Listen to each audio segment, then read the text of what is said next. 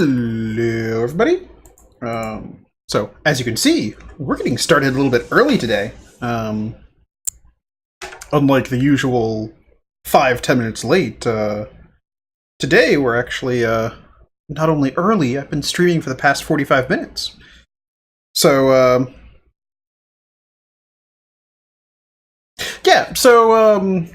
if you don't follow me on Twitter, I set up another channel. Basically, there's a lot of crap that goes into putting on these streams. Some of it you see because I'm lazy and I do it on stream. But a lot of it, especially for some of the stuff I've been talking about doing, it's really, really boring to watch. Like, nobody really wants to watch me, like, build a VM or something. So at least the idea was that, while the vast majority of people don't want to, there's probably a small minority of people who would be interested in watching and potentially talking about things while it's running. So at least the thought here is, why don't I make that available? Like, if I'm going to do this stuff, I might as well put it on the internet for people to watch, right?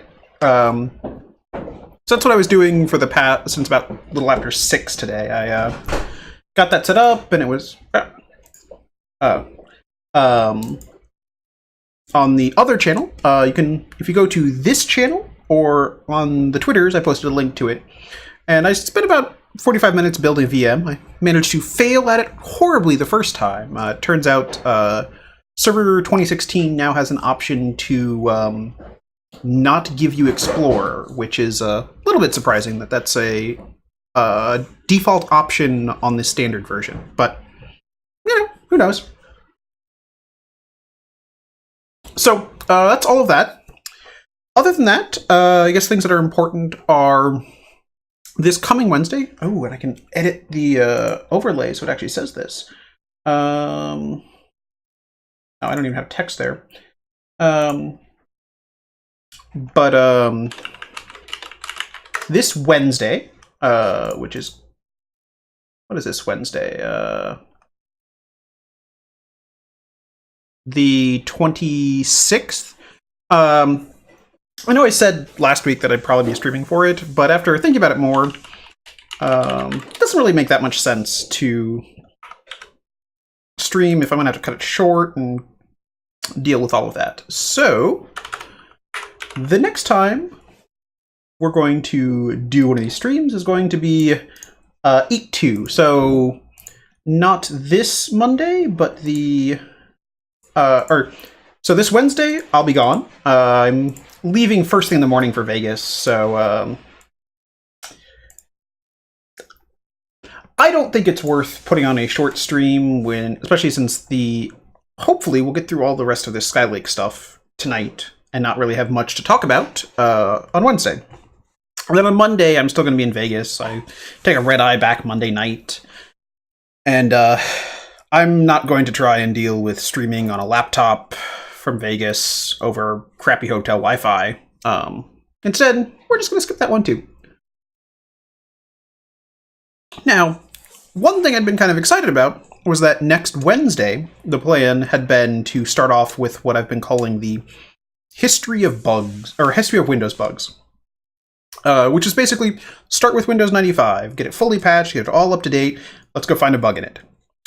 Unfortunately, I apparently did not do enough research into this before I started talking about it, because even though I have an MSDN subscription, which lets me download all sorts of crazy Microsoft software, they don't actually have Windows 95 on there. They don't have Windows 98 on there. In fact, the only version of Windows I see on there prior to XP is Windows NT. So, not quite sure about this one. I'm not that confident about just sitting down on stream and finding a Windows XP bug. And even if I did, I'm not sure I want to, like, drop Windows XP 0-day on stream. That seems, given that some Windows XP 0-day just a couple months ago caused some major issues, it seems a little bit irresponsible to do that one. So I'm going to have to rethink about exactly what we're going to do after this. I'm going to see if I can get a hold of a copy of Windows 95.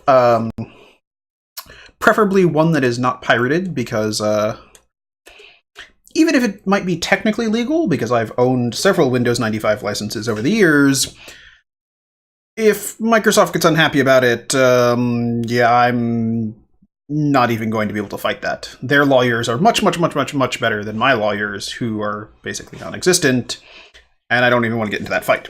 So we're going to figure out something else instead, unless I can get a hold of a copy of Windows 95.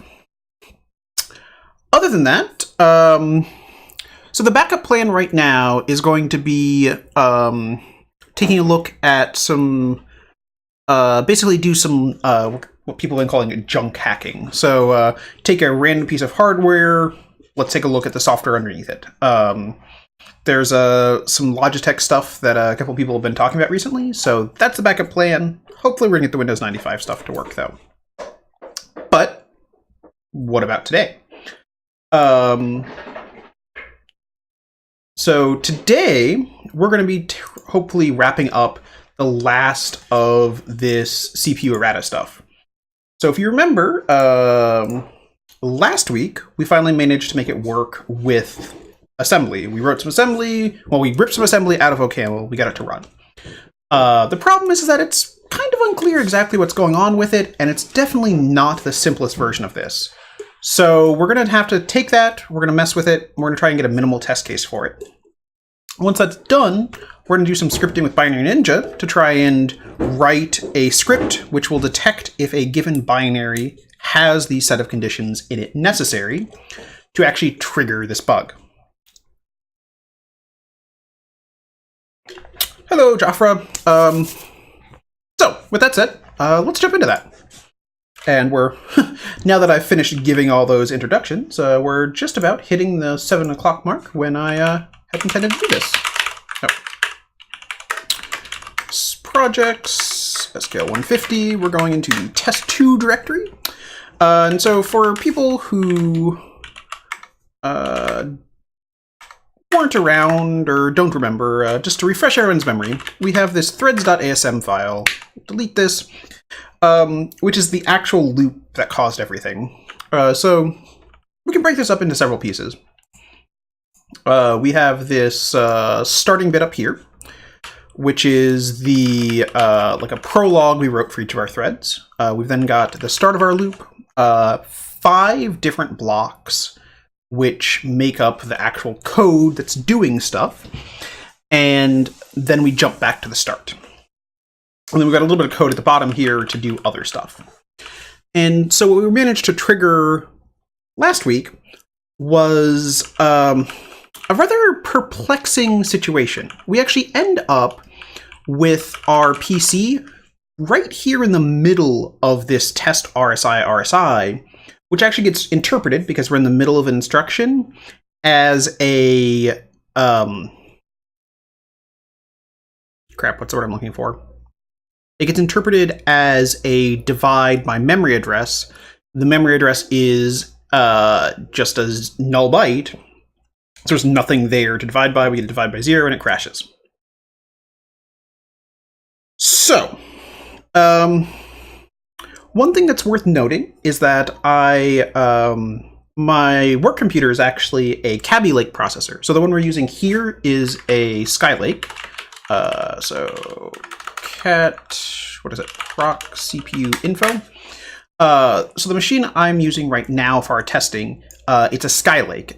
It's one of the mobile ones, relatively high-end mobile one, with the just old microcode for it. Which is great. We know this is vulnerable and we've managed to demonstrate it. What's interesting is that the Kaby Lake that I have at work does not respond the same with the same code. So I run this exact same code on my work computer, and it actually does what I had originally been theorizing was going to happen, that the AH register from one thread gets used in the other thread, and it gets written out that way. Which is odd. Like, it's not exactly what I was expecting. So this laptop is a MSI. Let me see here. I will pull this up over here so we can actually see it.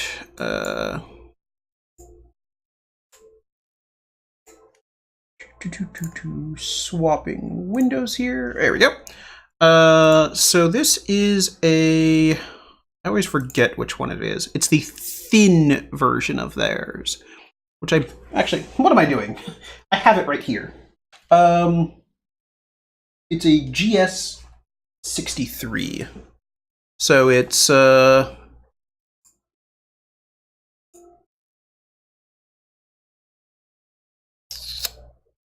one of these.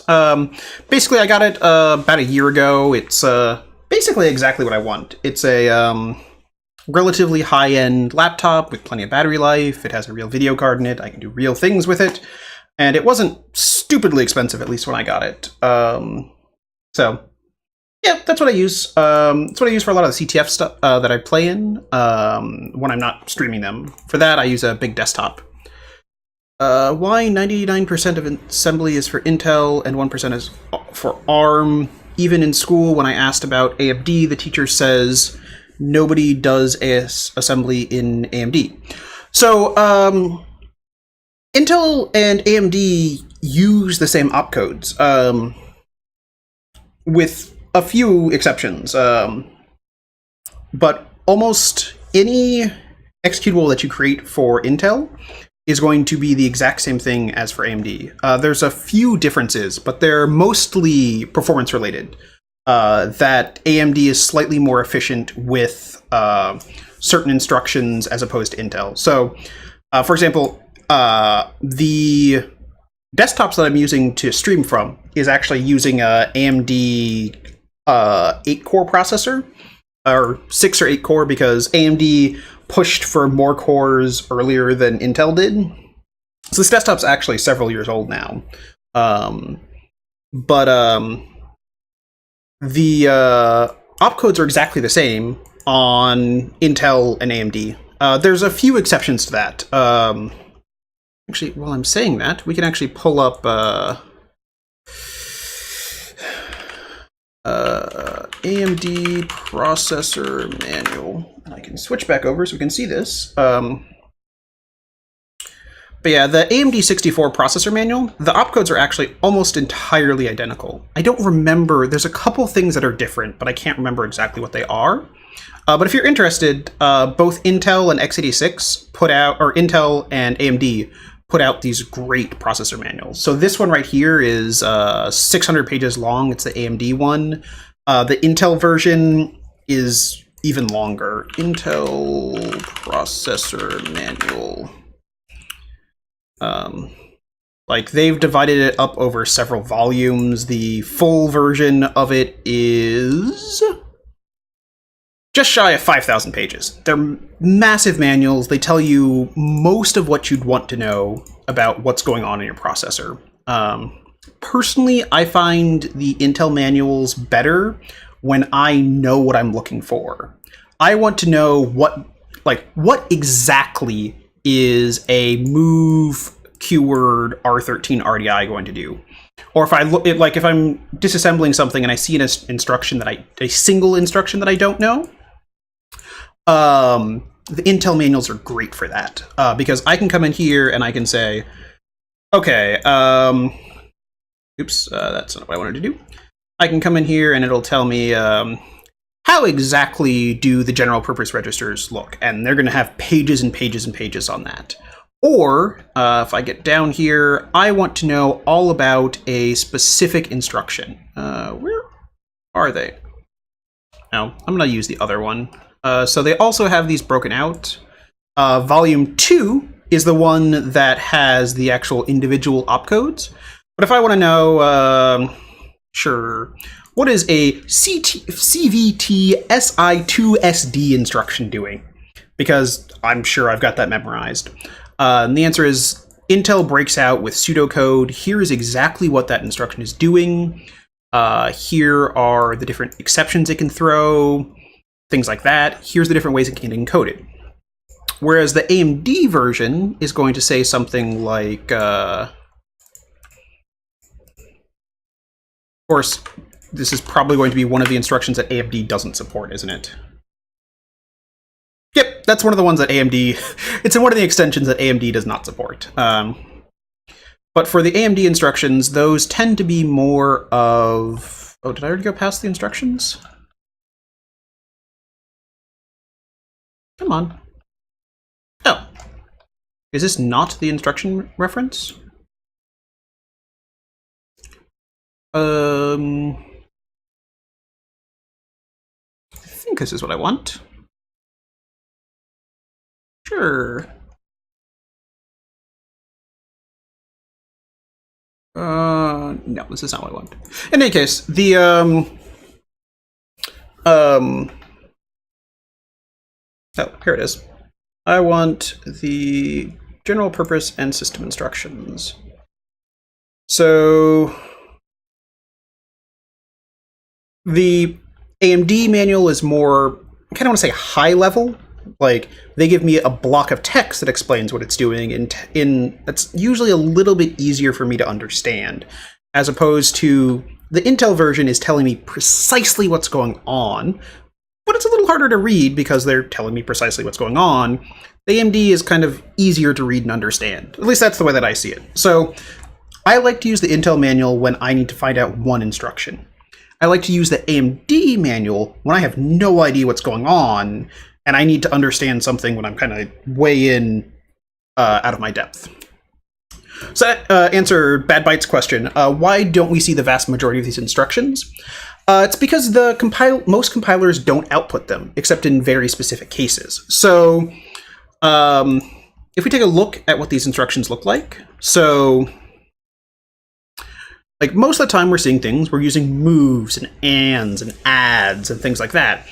Some of these instructions, like a complement carry flag or conditional moves, they're useful. They're extremely useful when that is what you need to do, but very rarely is that actually what you need to do. Most of the time what you want to do is something kind of similar, but, you know, I could use the conditional move instruction, or I could check the condition, I can jump, branch around, and either do it or not. And for your compiler to figure out, like, should I use that instruction or not, a lot of the time isn't worth the effort. So if you've compiled source code for yourself, especially large projects, imagine if your compiler took, 5 times as long to run, but it was 0.5% faster, the code that came out. For most things, you don't really care, because for, say, Chrome or something, it takes forever to build, and if it's slightly faster, I probably don't care. However, having all these instructions available for somebody who is hand-tuning something, they have to get as much performance out of as possible, that's where they're important. So when it comes down to a lot of these instructions, a lot of the ones you never see, a lot of them are related to crypto applications. There are whole sets of extensions for doing things like the RSA primitives as fast as possible in hardware. And the reason for that is when you're doing something like DRM on a video, if I want to stream a 4K video, that's a lot of processing because I have to read it in to memory, I have to decrypt it, I then have to transform it into the actual picture because it's all compressed, and then display it to the screen. And I have to do that with massive amounts of data coming through constantly. And it has to be close to real time so that somebody who's watching it doesn't see it stuttering and jumping and moving around. So a lot of these instructions are there for when you absolutely have to squeeze out as much performance of those types of things as possible. I'd say the only place a lot of these instructions get used are in crypto, where I'm streaming, tons of data over encrypted pipe, and I need it to go as fast as possible, or video compression, or DRM, or things like that. Because those are the applications that really need performance to be real time. Whereas for most stuff, if you hit memory, that's going to be slower than everything else. Like, it doesn't matter how fast I make this loop. So if we come back over to the code that we were looking at for our Skylake stuff. So we've got this loop right here where we read out of memory, we compare with memory, we move this out of memory, we add this value together, we write to memory, we then write to memory again. We've got a couple conditional jumps in here. So it's entirely possible that there's an instruction that if we use the perfect set of instructions, we could, not do any of this code right here. We could do it in like one instruction and it would just work. But realistically, because we're hitting memory here, and here, it doesn't matter. The latency on that memory is going to take so much longer to read and write from. The optimizations for it just don't matter much. Which is a long way of saying most of the instructions, you don't see them often because they're only useful when you're absolutely trying to squeeze performance out of things. And for the most part, doing, even 2 or 3 times as many instructions to do the same thing as a conditional move is a great example.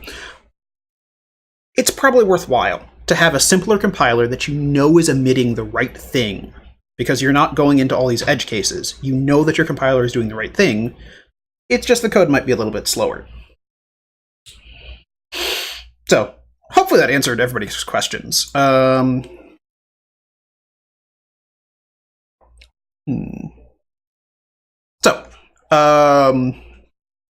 let's get into what we're actually doing today.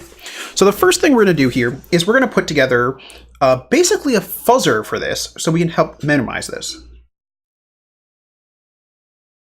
And let's get started with that. So we have our test case here. We're actually going to, let's copy it. Copy-r test2 to test3. What? Oh. Apparently I've been using Windows too much recently. So test3, we're going to do basically the same thing. The difference is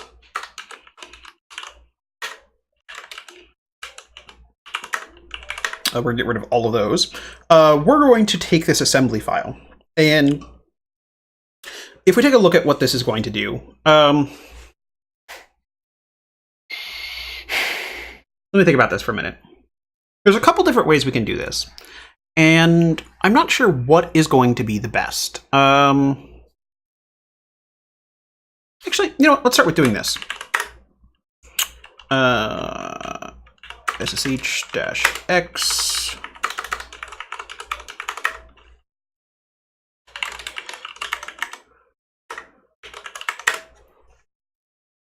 Oops, I always forget to start up this X server. And I say that every time. Okay, let's drag this over here and switch our screens. So I'm hoping we can actually open this. I'm not sure if it's going to work or not, though. Because I don't actually know what a .o file looks like. It's not quite an ELF, is it?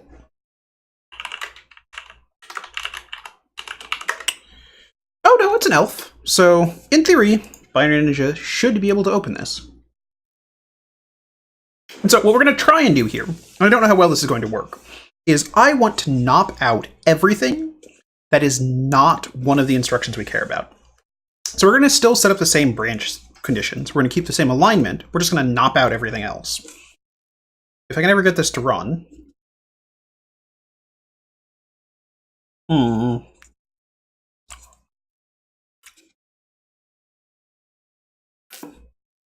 Hello?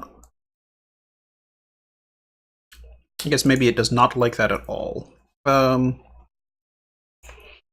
So before we open that one, we need to actually change this. So if you remember from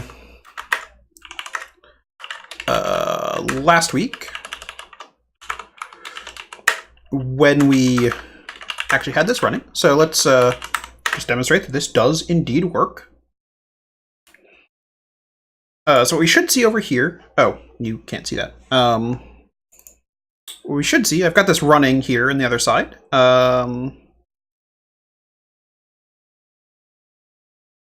What I'm hoping is that this is going to crash while we're doing this. The downside here is that I'm now running something on all of my cores, so it's taking a little bit longer to run. Because all my threads are busy.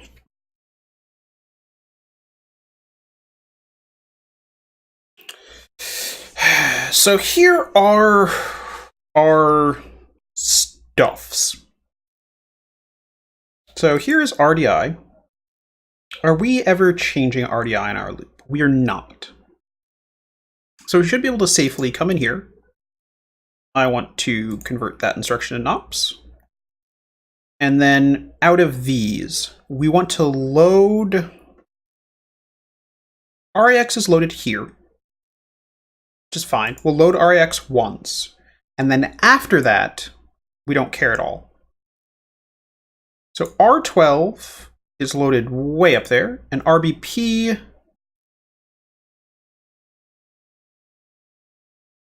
RBP is not loaded. I mean, we can just give this a try and see where we end up. So we're going to nop out... Can I highlight? I cannot highlight. If I switch to the disassembly graph, can I highlight here?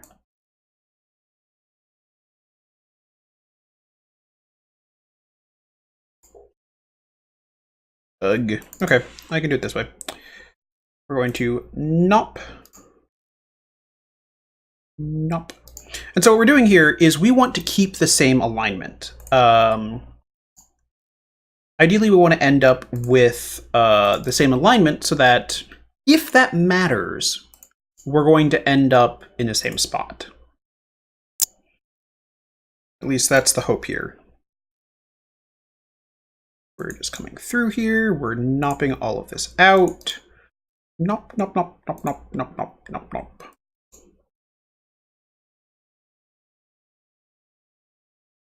Nope. We'll keep that comparison in place. We're going to keep that in place and then loop around. So what we have right now, save contents as, right? Should hopefully trigger the same thing. With that said, we haven't gotten a crash yet. Of course, that's how that works. Been sitting here watching this and watching this and watching this and watching this. No crash, no crash, no crash. And as soon as I say it hasn't crashed yet, what does it do? It crashes. Chmod plus x test2. Yeah.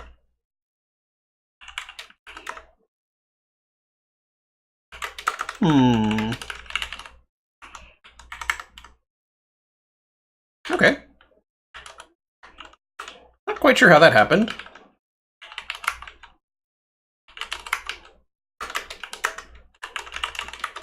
Test 2. Really? No, not this one.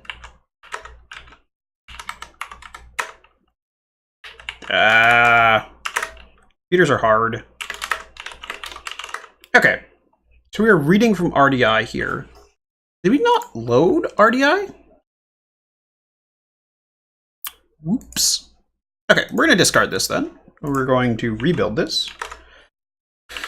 And I also want to edit my .gdbrc to set disassembly flavor Intel.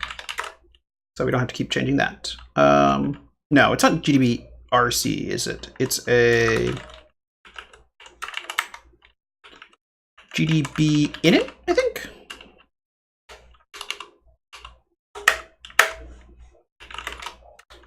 Right?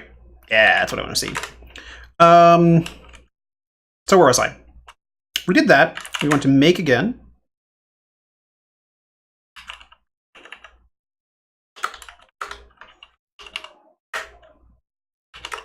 Sure. So I should be able to come in over here.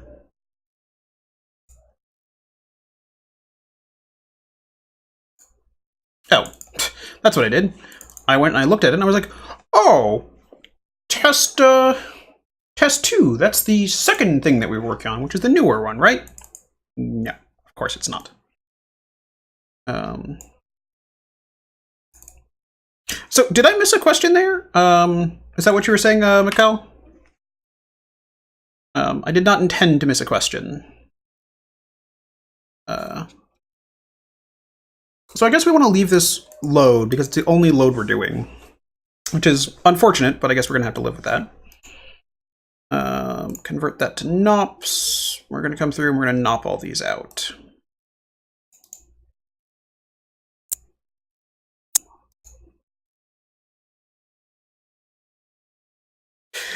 Yeah, this is definitely interesting. So I was telling the story earlier. I got this to work on the Kaby Lake processor I have at work, which ended up being similar, except the effect we had is not the same. When we run it on the Skylake here, we end up getting a divide by 0 because, for whatever reason, PC is pointing in the middle of an instruction, which is not at all where it should be. So that's all fixed up. So now, we save this. The end result is it crashes, but kind of randomly because of that. Whereas the one that I have at work... Oh, darn. So, Rax is not getting loaded is what this looks like. Oh, you're asking about my age. That's right. I did miss that question. So I'm actually currently 27. My birthday is in mid-August, though, so in not too long, I'll be 28. So, been doing this for a few years now, and it's still always interesting. So where were we? REX is not getting loaded anymore. So we need to just come back in here. We need to fix that.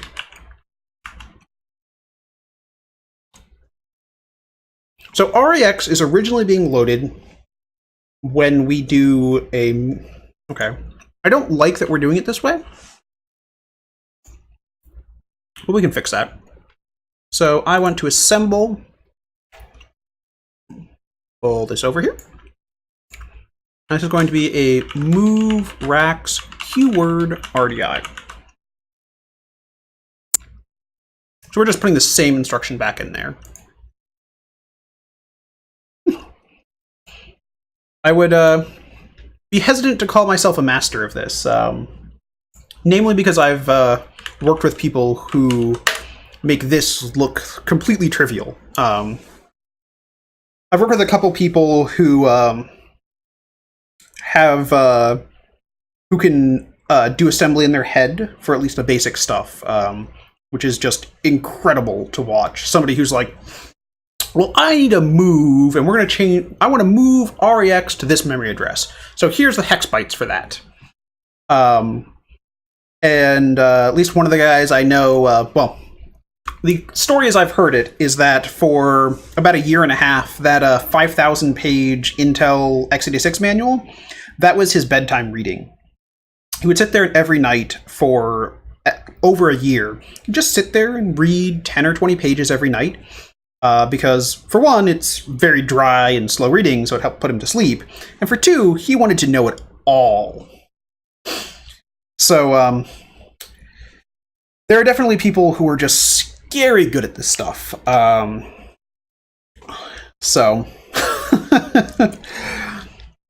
But there's also an entire different level that we're kind of scratching on with this series here, which is... it's one thing to be able to look at some assembly like this, and I can say, well, we're going to read out of memory, we're going to put it into the REX register, we're then going to move that around, we're going to shift it, we're going to do math, we're going to do other stuff, we're going to then compare it here and write it back. That's, it's one thing to be able to read this, understand it, and say what it's doing. There's an entire different field, though, of people who do optimization. So we were talking about all of these additional instructions. And a lot of those are there for people who really, really get optimization. How do I make this code go as fast as possible? And so for those people, it's not enough to know that we're doing a move, or it's not enough to know that we're doing a shift right RDX by 10 bytes. We're going to, move that over 10 binary digits. They need to know, okay, how does that affect the cache? How many cycles does that take? is a shift right more or less efficient than a rotate right? What about the extension versions of it? So there's a couple extensions that let us like rotate with like a register. Is that faster? Is that slower? Is using a constant here better or not? How about just the comparison of things like I can do the same series of operations. One version is 10 bytes longer because they're using longer instructions, but it ends up being 2 cycles faster. And like there's an entire like huge depth to that, which I don't even know where to start. Like what is it?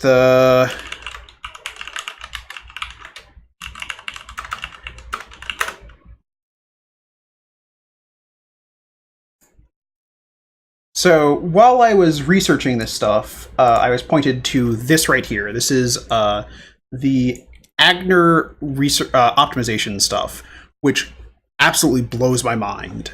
Like, this tells you for each of the different architectures you're going to be running on, how many micro ops do the different types of moves take? How much latency is that going to have? How does that affect your execution pipeline? Like, this is an entirely different level of understanding what the assembly is doing. Because there are people who are really, really into optimization. This is what they need to know. They need to be able to understand that using a vmove APS is different than a move APS. And the reason why it's different is because it's going to change the pipeline in certain ways that ends up being more efficient into this case as opposed to this case. Personally, I think it's just crazy, and I am not interested in learning assembly to that level. If you are, more power to you. We need people who do that, and it is amazing. That is not me. So, this is all a long way of saying, why won't you crash for me? I just want you to crash code.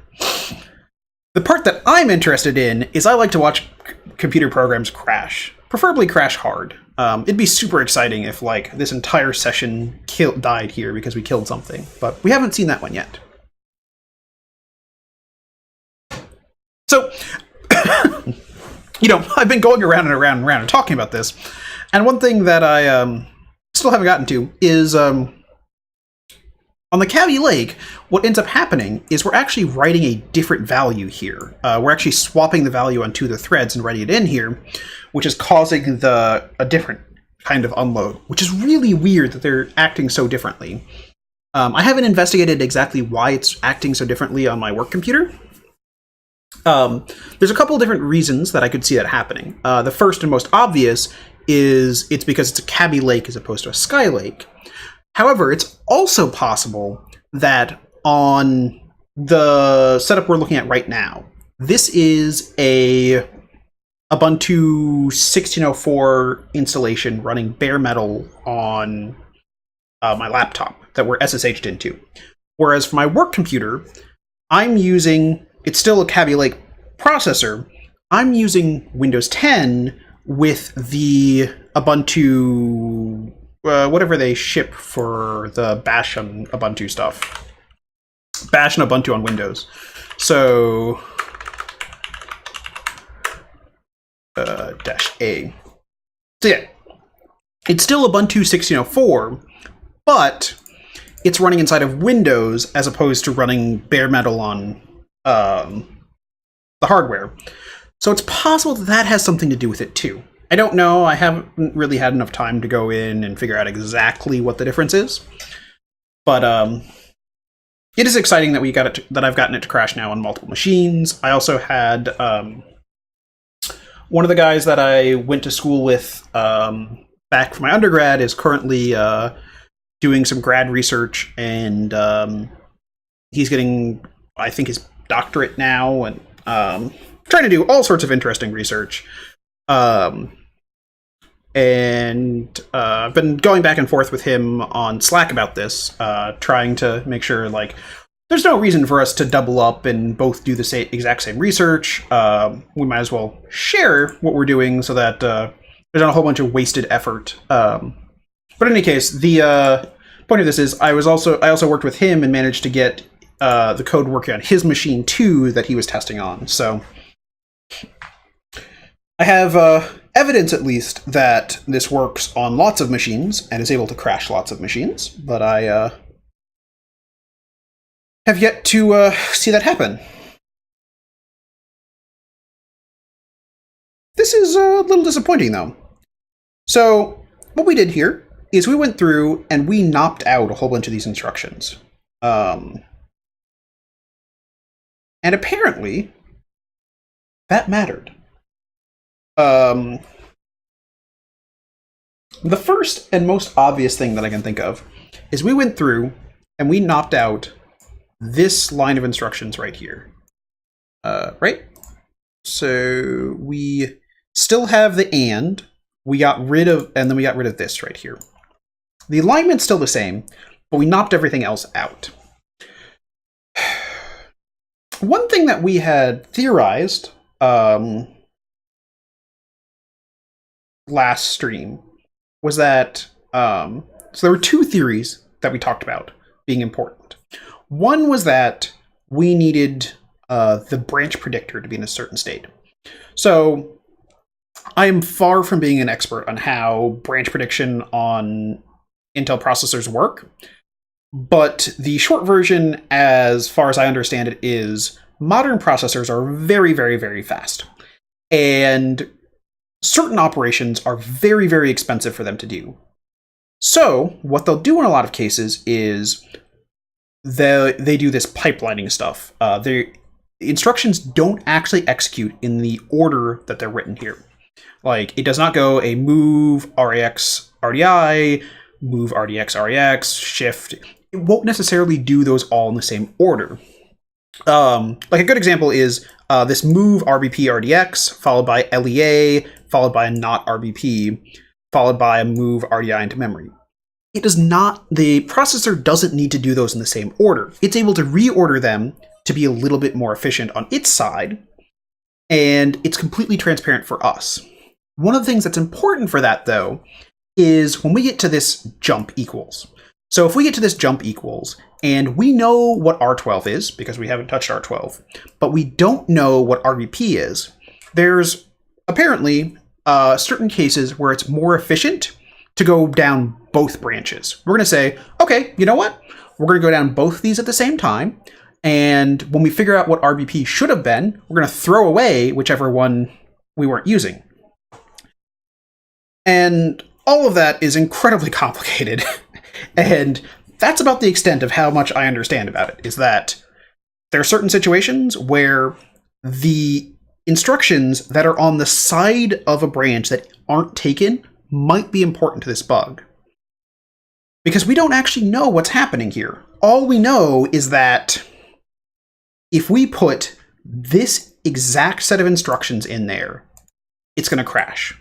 At this point, that's all I know. It's possible that somebody else watching this knows a little bit more, but as far as I'm aware, that's all we've got right now. We do these exact instructions in this order with the right alignment, we get a crash. And apparently, we're jumping the gun a little bit, but it's been a little, like, I've rambled on a fair amount now, and it still hasn't crashed yet. So it might be a good assumption that setting up RDX here. So we set up RDX, we then do math on it.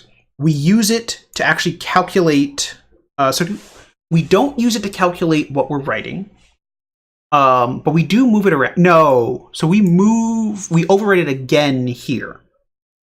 So the processor has to sit here and it has to say, okay, we're going to load RDX here. We're going to do math on it. And then we throw it away? Really? Huh. Okay, maybe I'm just talking crazy here. Maybe what we need to have here is we need to put back in this move RDX, RAX. And if we do that, maybe it'll work again. Because RAX is not getting reloaded. So I think that would work.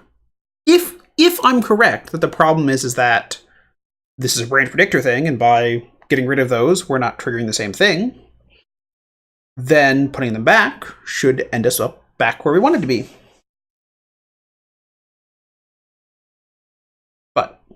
let's give this another minute here, because the original OCaml report said it takes between 5 and 10 minutes for them to see a crash most of the time.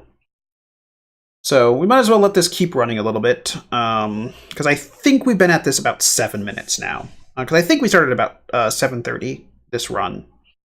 But of course I didn't think to time it, because I kind of expected it to crash reasonably quickly.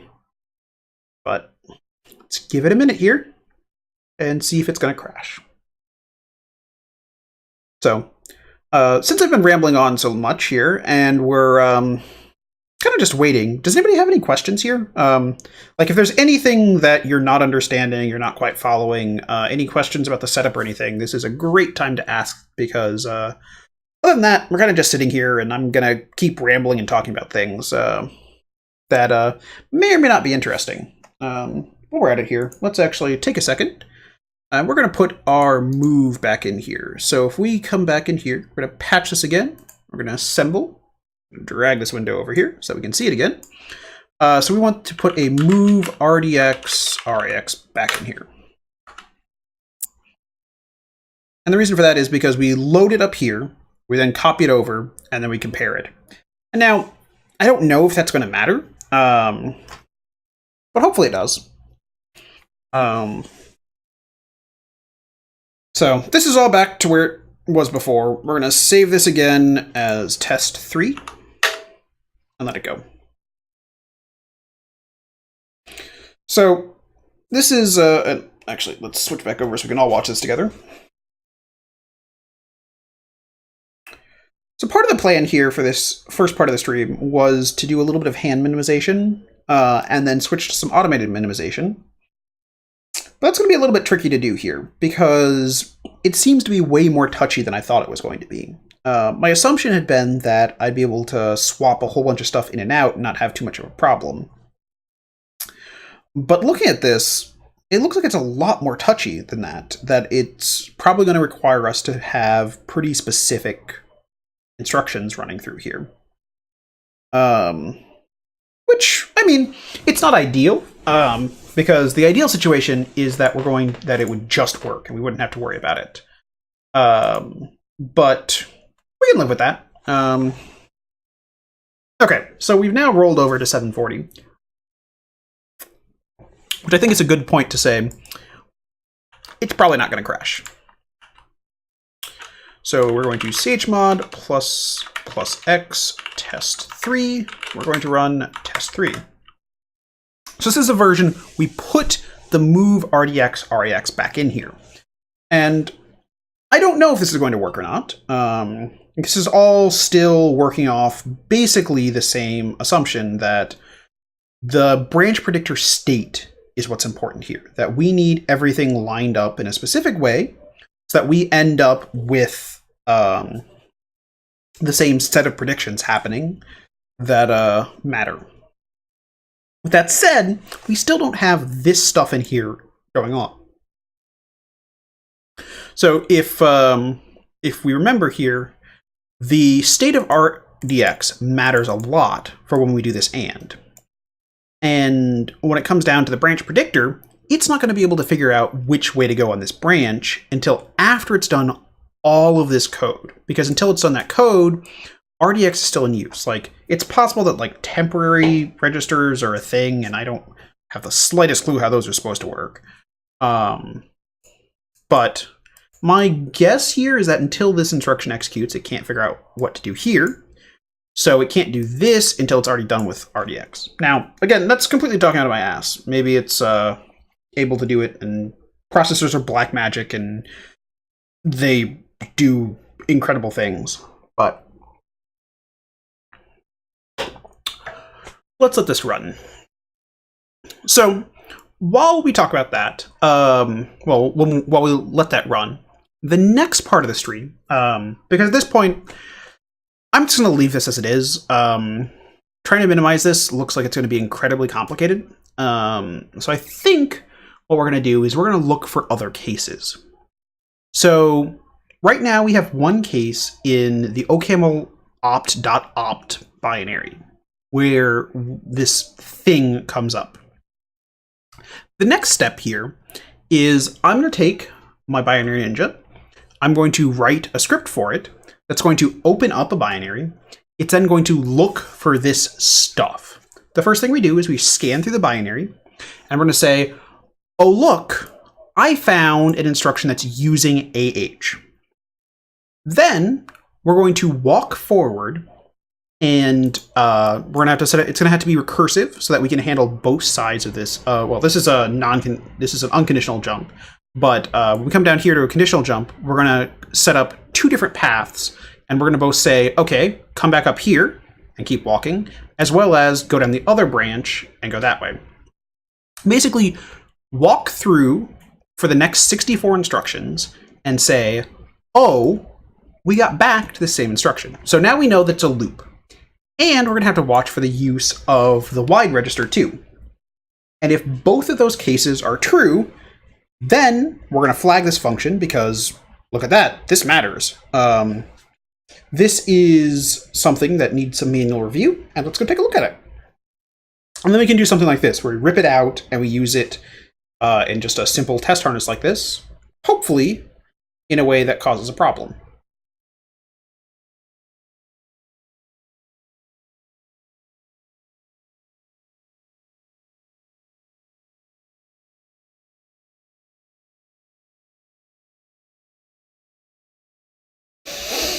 But that's the plan, at least, that we're going to go through, we're going to write all that, and it should just work. At least that's the idea here. So what we're going to start with is we're going to actually start with this code. We're going to start on our... oh, we can't even do that, can we? Huh. That's going to be a little tricky.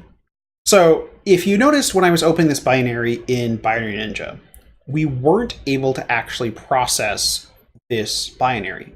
We weren't able to use this function directly. And the reason for that is because we assemble each of the threads using NASM, and that doesn't expose a function symbol. It exposes a symbol, but it's not a function symbol for some reason. And the end result is that while it's executable, the way that Binary Ninja looks at it, it doesn't see it as executable, and so it doesn't actually disassemble it as a function. It kind of just says, oh, this is a thing here.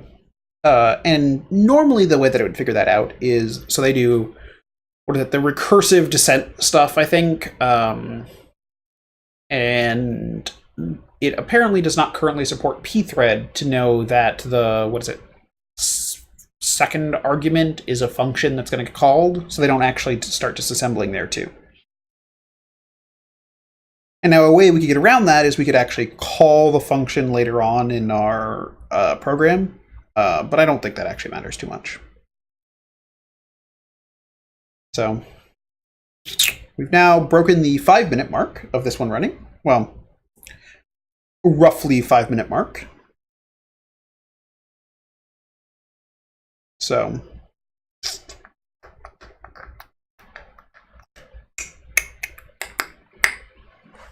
Well,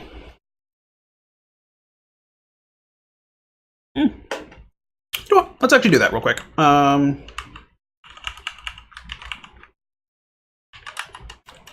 CD program projects SQL 150 CP-R test 3 test 4.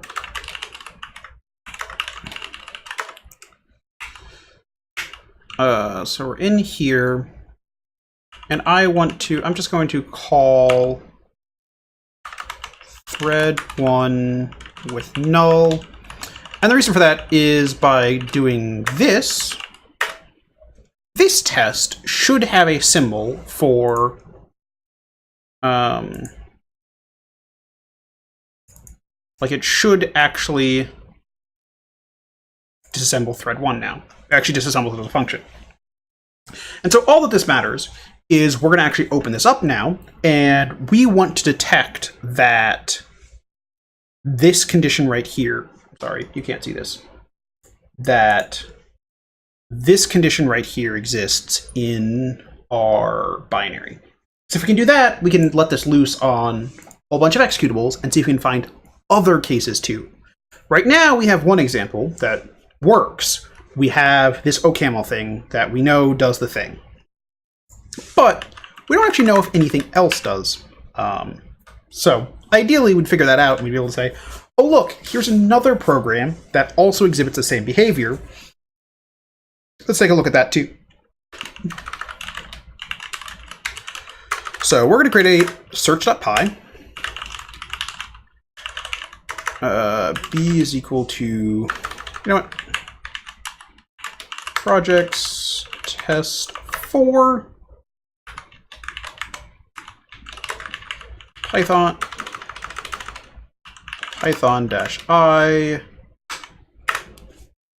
No module? Okay.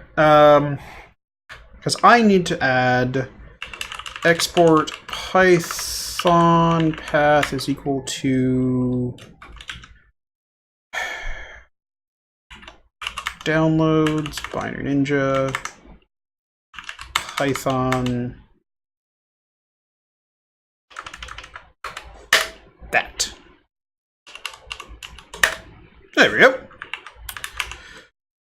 So, oops.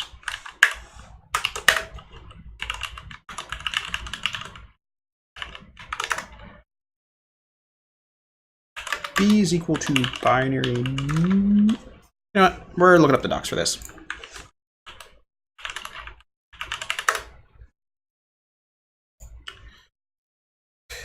Okay, I want the documentation, API reference. So I want function. I want a binary view. So I'm going to create a binary view of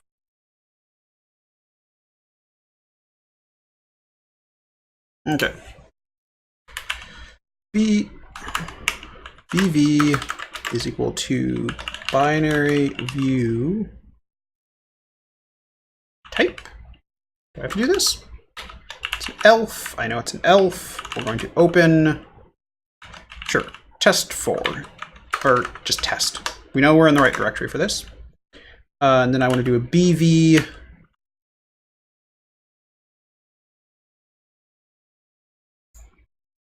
Right, I want to do an update and wait.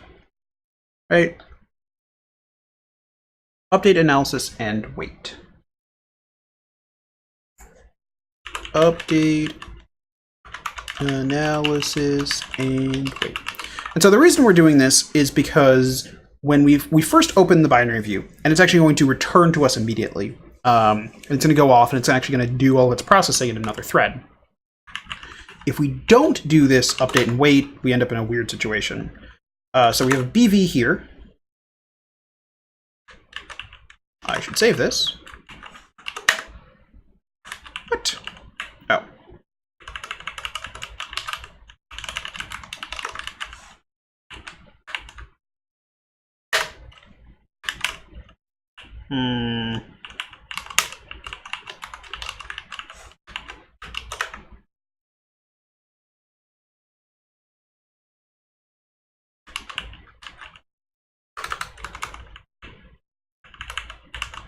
Oh, nope.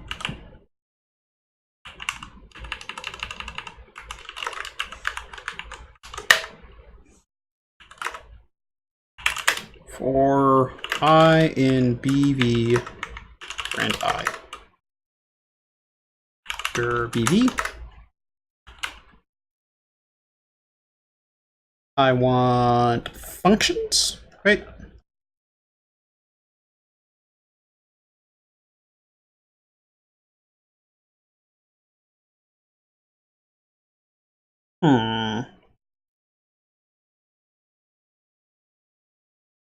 So one of the things that's a little bit tricky here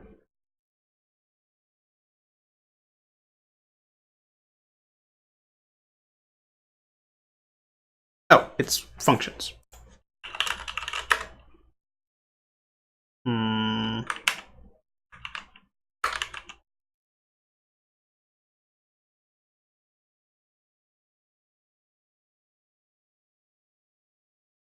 Okay, I'm gonna have to look this up. So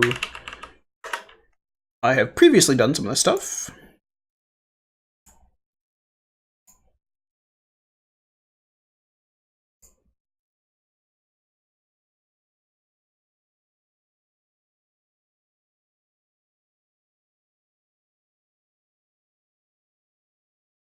No.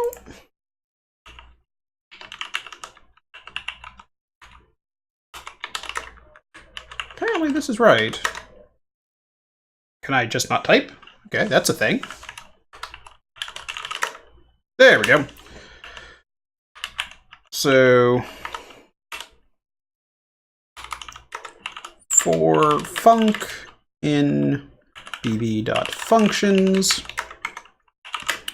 for basic block in func, for ints in bb, print ints, break.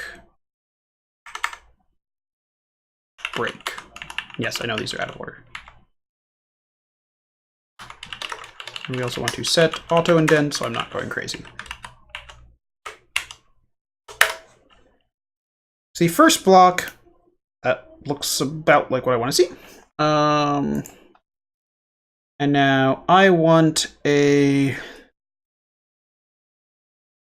instruction. What do I actually do with an instruction? Still have one, right?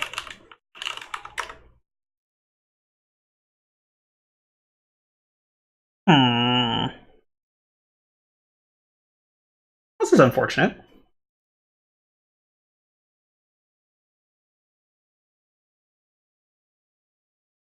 Because this is just these are just tokens, aren't they?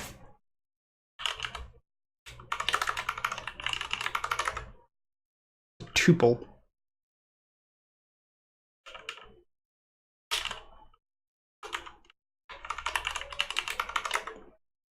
Yeah. This doesn't work quite as well as I wanted it to. I wanted an instruction that I can actually work with. What about... So I am currently in the release branch. Let's close this. So you can't see it, but on the other screen here, I just switched over to the development branch. I'm letting that run through. I'm hoping that that changes the way things work a little bit. While we're at it, this is still not crashed either, and this has been running for 15 minutes now, which is a little bit concerning. So if we come back in here, we run the regular test. This is starting at 7:55. See if this crashes. Because normally I would expect it to crash relatively quickly. Like the other one, we think we waited 5 or 10 minutes. Like, it wasn't a long amount of time. It's just enough time that I was about to give up. But it wasn't that long, right? We're at 95% of our download. 97. 98.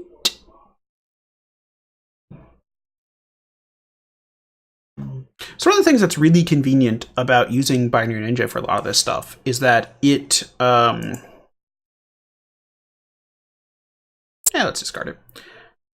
It works really well for looking at some of these...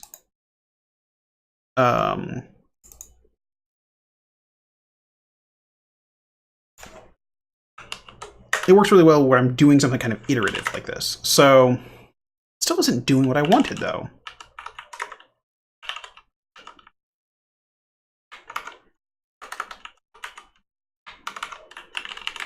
Like, that's... Okay.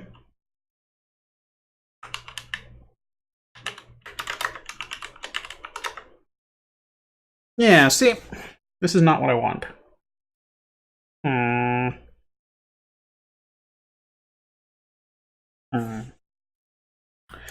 So what if I...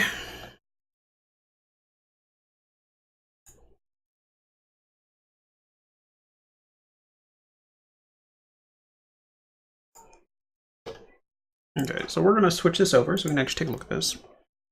So if I switch to the low-level IL,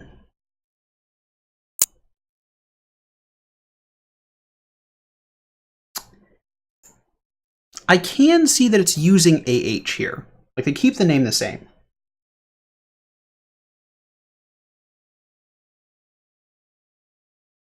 The downside here is that one IL instruction does not correspond to one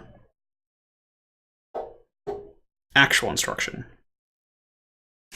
So I've got two different ways I can do this here. I can do it the, like, kind of efficient way.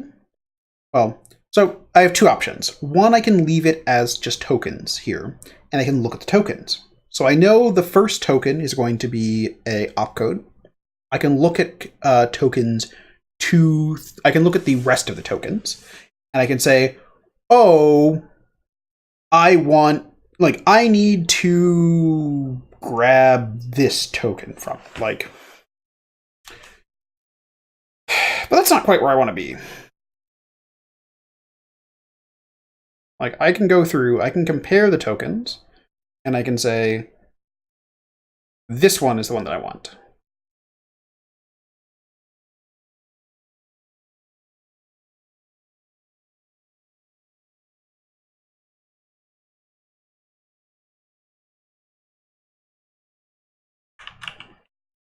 Well, let's give that a try real quick. So let's switch this over, back over here again. And actually, before we do that, so our original version crashes pretty quickly, which means that the code to actually trigger this is pretty specific. If in ints 0.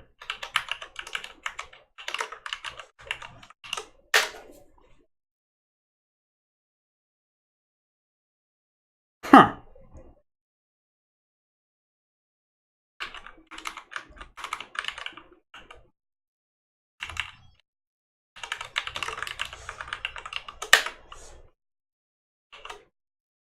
So we got that.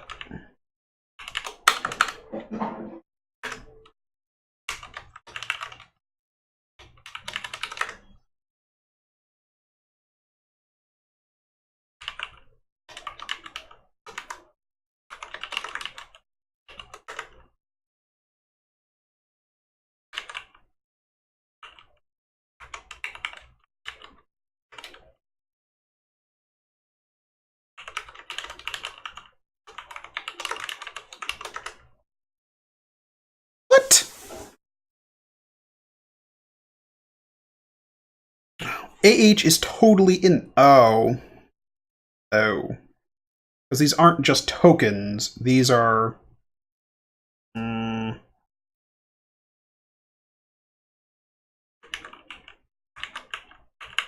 That's annoying.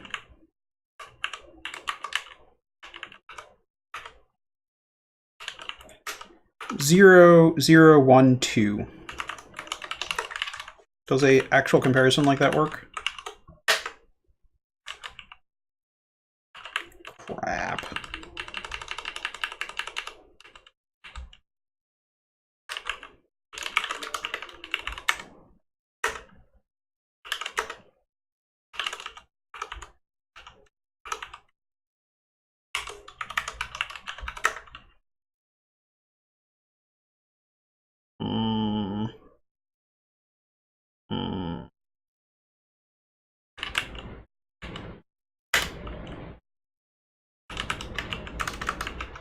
Okay.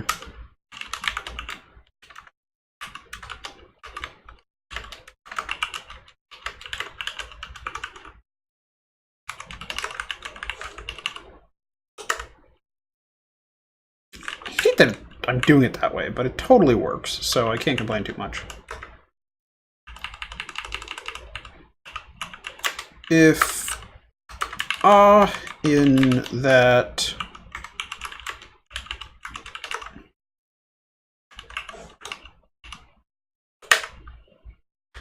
okay.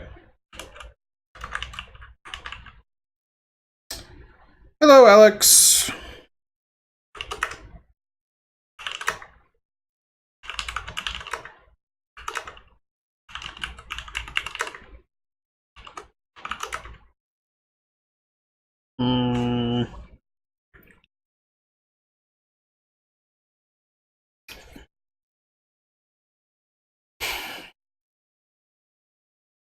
figure out what the best way to do this is. Unfortunately, the Binary Ninja developers have optimized quite a bit for working with their different ILs. Because for most things you're doing, that's actually what you want to do. Like, for very rarely do I actually care the number of instructions that execute. Basically, all I care about is, like, do all these things exist in such a way? But for this, it does matter.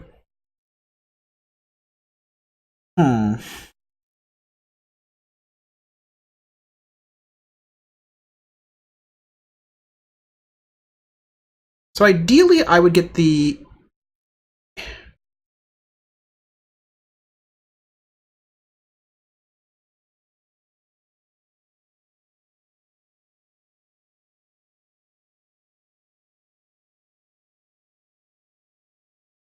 What does funk look like?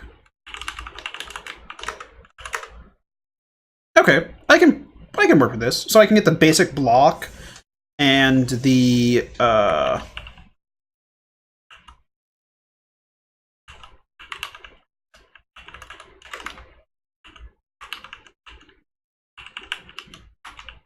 is that with B? Is that with C? Is that with D?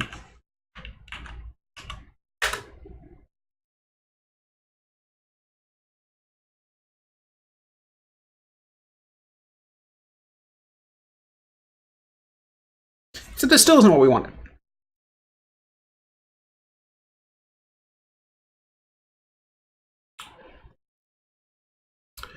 I think, as much as I don't want to do this, I think what we're going to have to do is we're just going to say...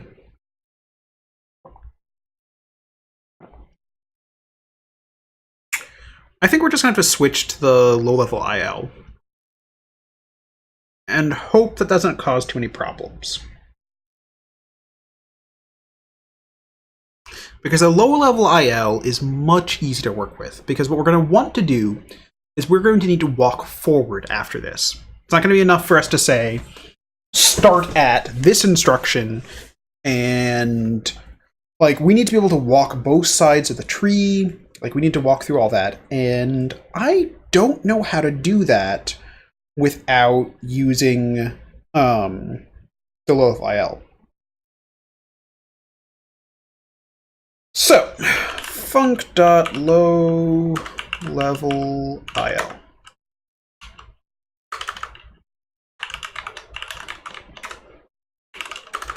Func.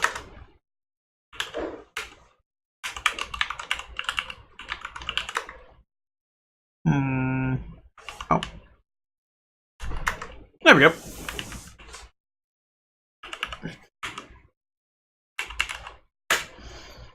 So we're going to have a forward scan. We're going to accept a BV and an address.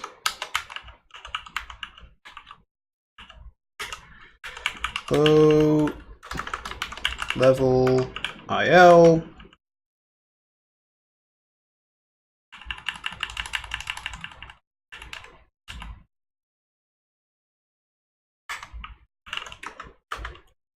Break.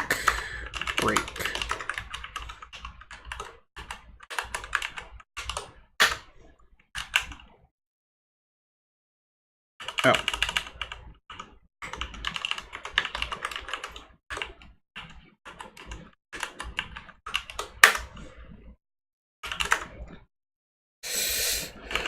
Okay, so now we have an IL. So I want int dot... Well, I could get...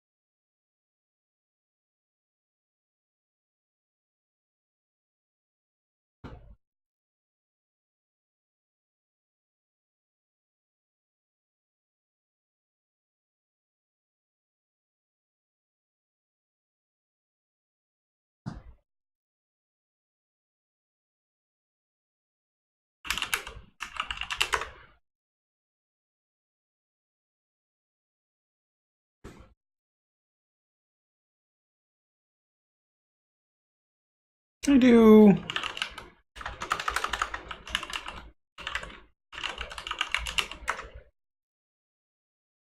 Of course not.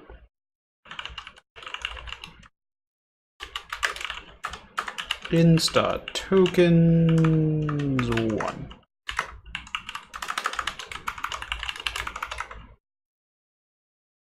Hex token Y.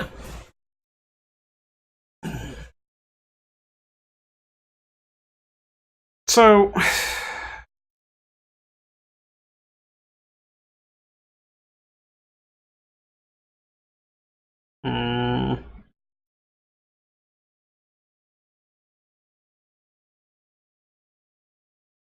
So the reason going to the low-level IL like this is important is because it's going to let us use both the inst.true branch and the inst.false branch. That's important because it's going to let us move around this function.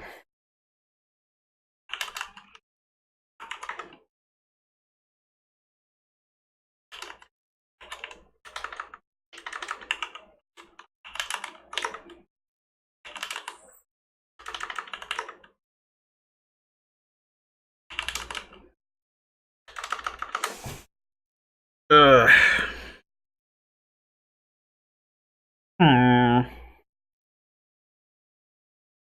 Okay. To the internets.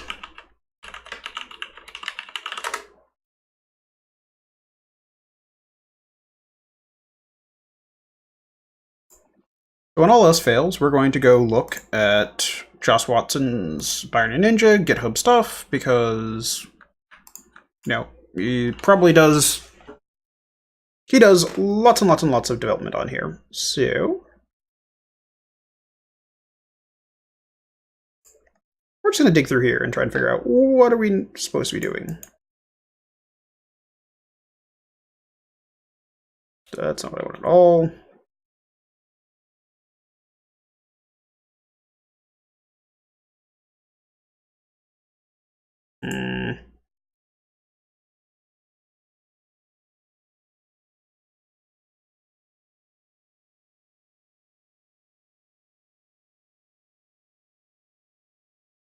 You register this.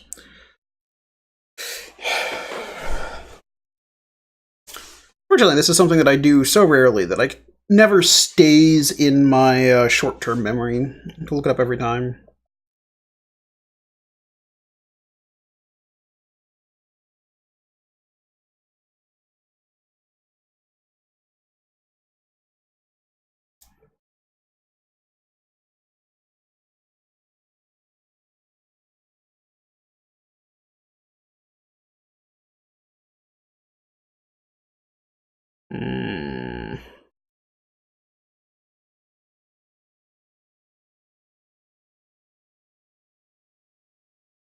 So we use this to convert to IL. I mean, ideally what I want to do is I want to know if a specific instruction, I can get rid of this, if a specific IL instruction uses a register, which is...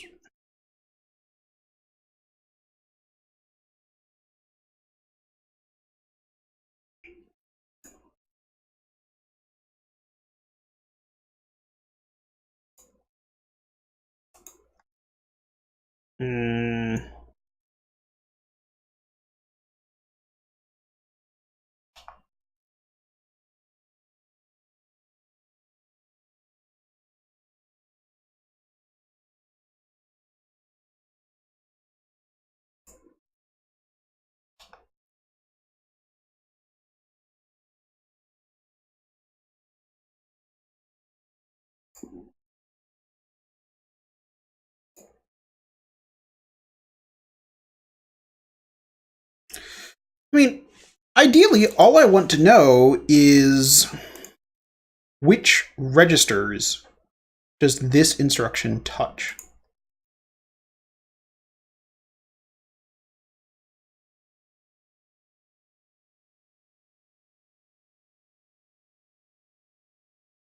Oh, you can always do this. To the support channel!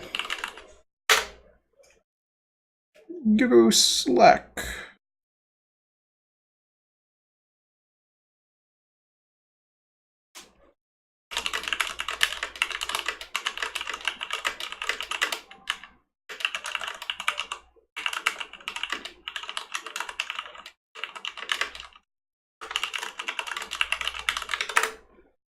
And now we've asked. And now we wait. So I'm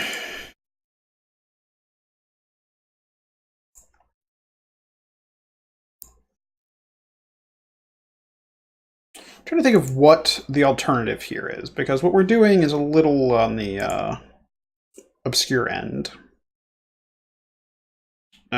So I totally understand if this is maybe a haha, we don't support that. Too bad.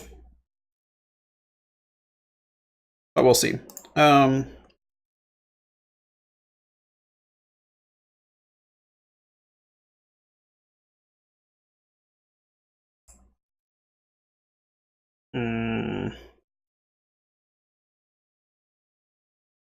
about...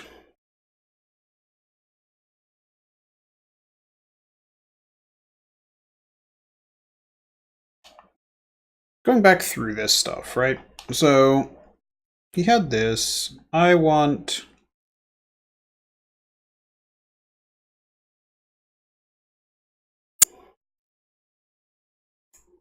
what is this doing? Is this doing anything useful? It's a little unfortunate that, oh, look! Ryan's answering me.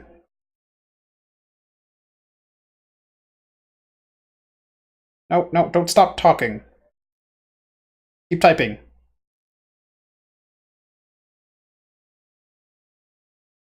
Okay.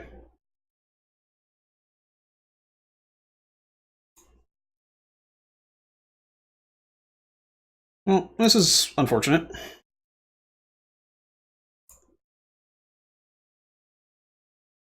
I thought this would be, at least somewhat straightforward to do.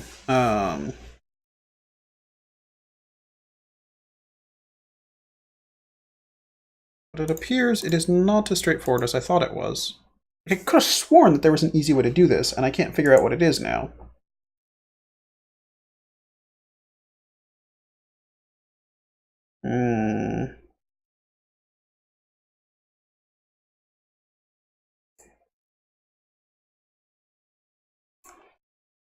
Okay.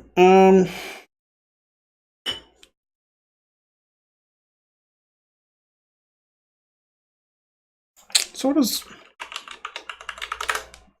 so if we switch back to this, I want to take this. We're going to go back to seeing this.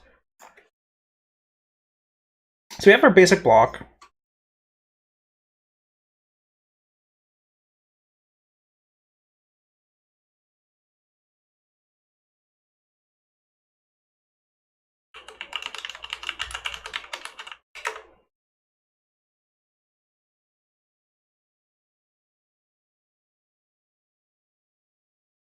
Okay, looks like a normal basic block, which is fine.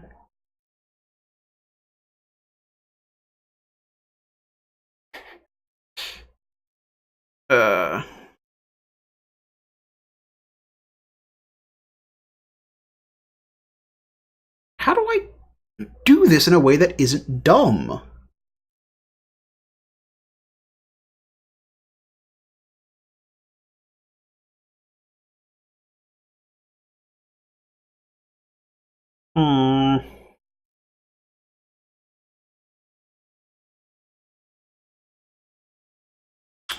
So I can get the flags that are written.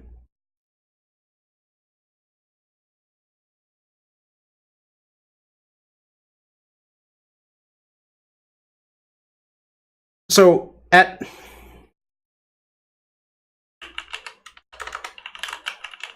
get regs read by 1.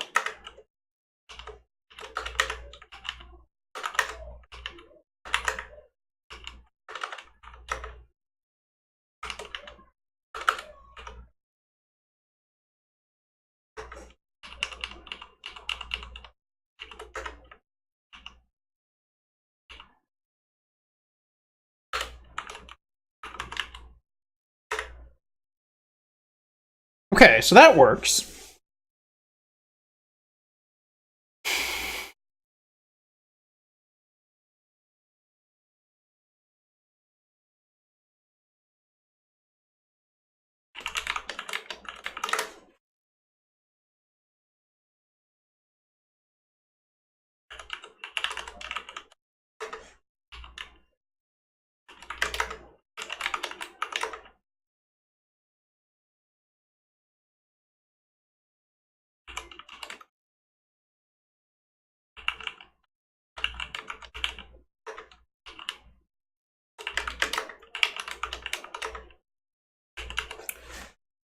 But can I get the same thing here?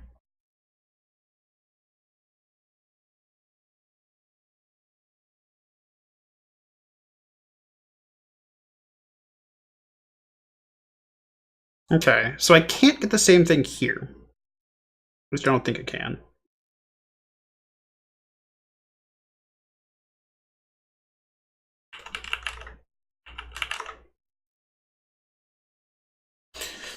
So if I stay at the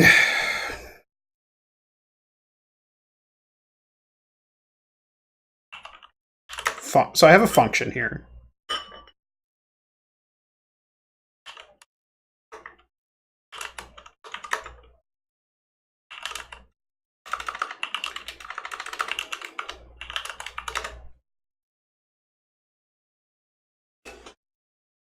Hmm.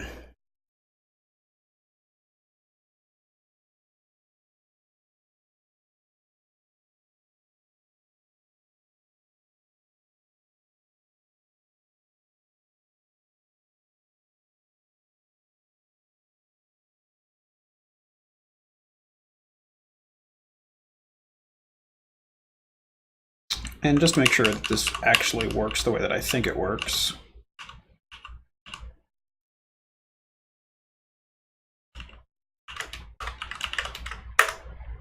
Haha! That actually does work. So passing in the string totally does work for that.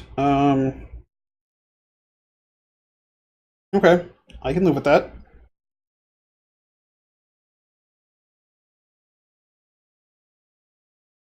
Okay. I am going to run off for just a minute. I should be back by 8:25. I'm gonna go refill my drink, and when we come back, we're gonna make this stuff actually work. So, I'll see you guys in just a couple minutes. Bye.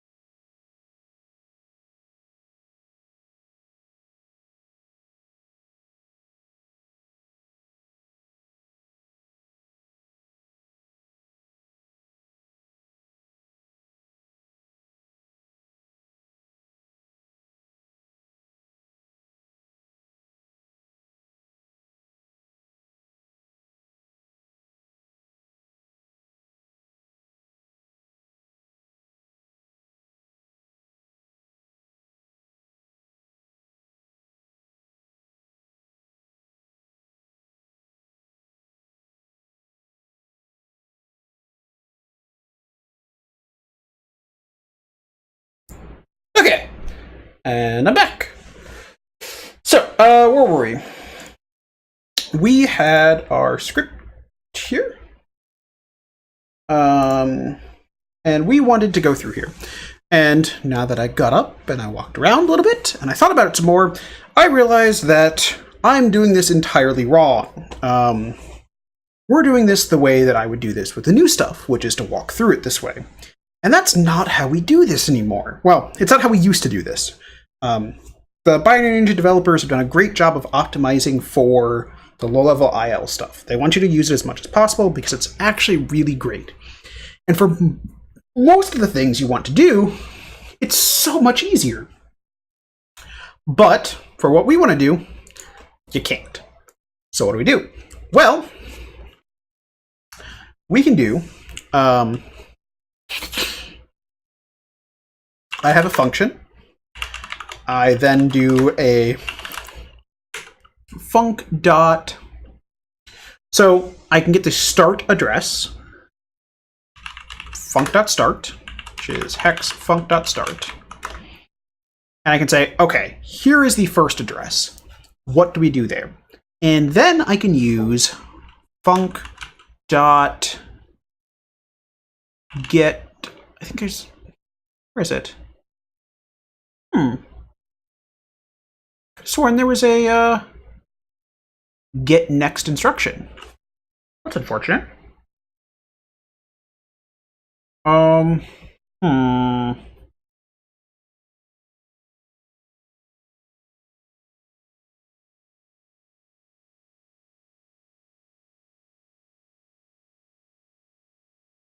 do I get the next instruction?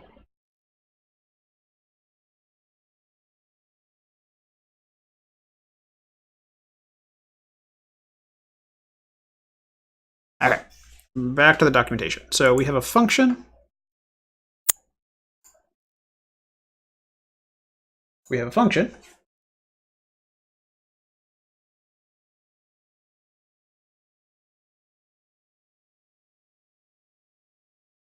I can get a basic block and an address.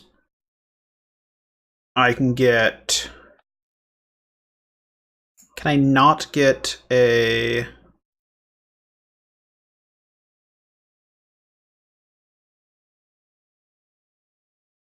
Oh, is it in basic block what I'm looking for?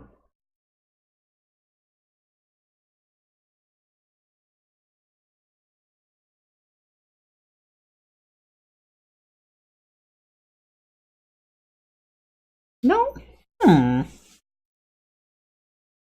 Okay.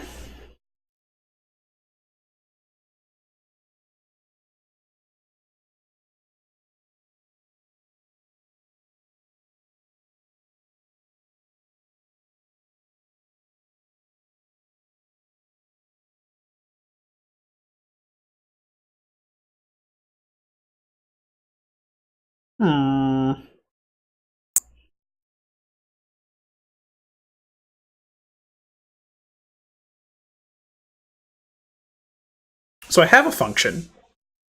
I take a function and I want to do what? Like, I want to get the first instruction, then I want to get the next instruction. I thought there was a relatively straightforward way of doing it that was relatively inefficient, but worked okay.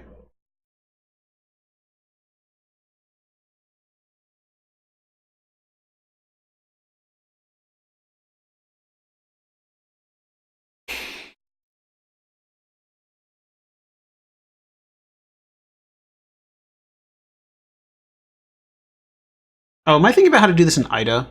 Maybe I'm thinking about how to do this in IDA. Where you, like, figure out what the next instruction is, and you read that one, and loop back around. Well, that's shit.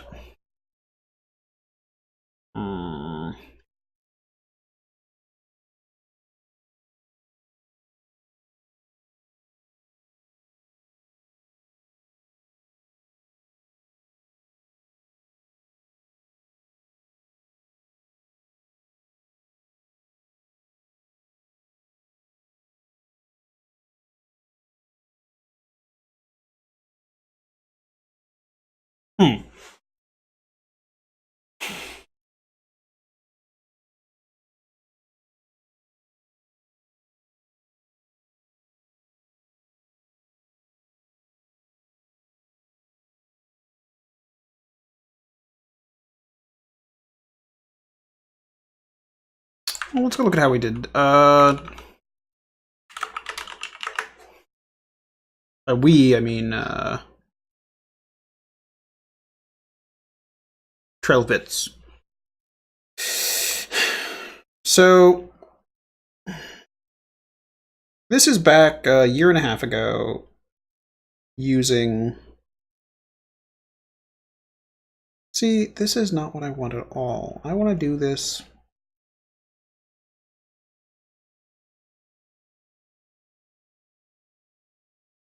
I want to do this all in one go. I want to be able to say, here is a...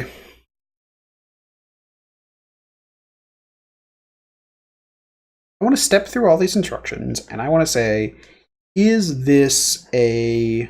Does this use this register? I would have thought it'd be easy to do that. Like, I know I've done this before.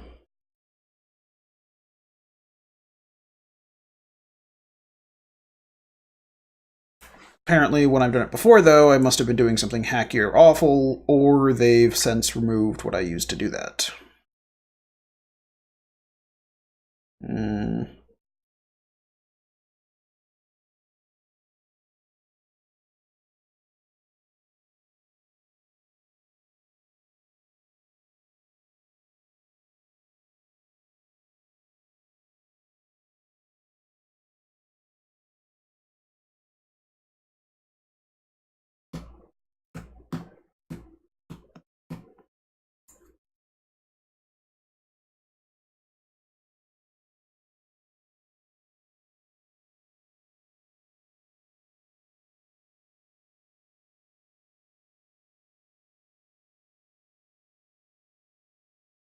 Okay. This is, in fact, what I was thinking of.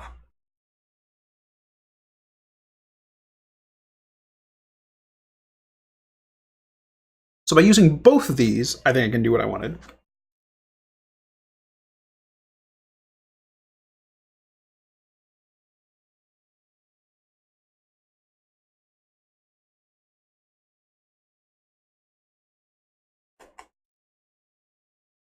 Okay, this is a little bit gross. So,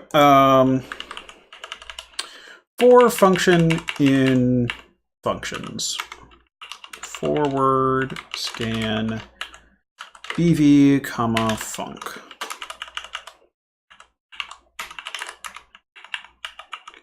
We have a function, so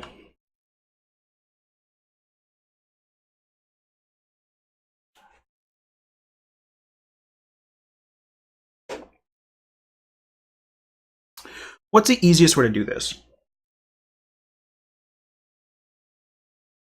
So there's a couple ways to do this. One is I can go through all the basic blocks. And I could say, for basic block in this,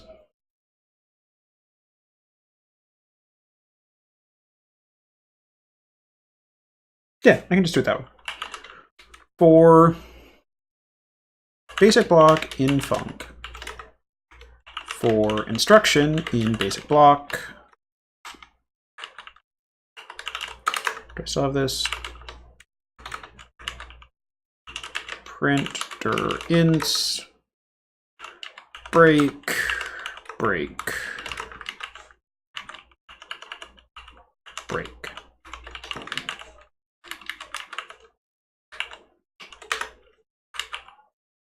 What? No.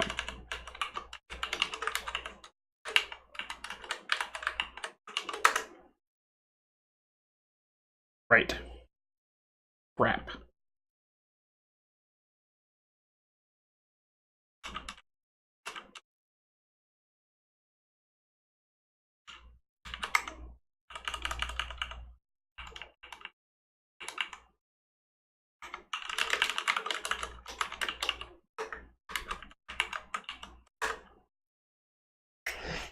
So we have a basic block here.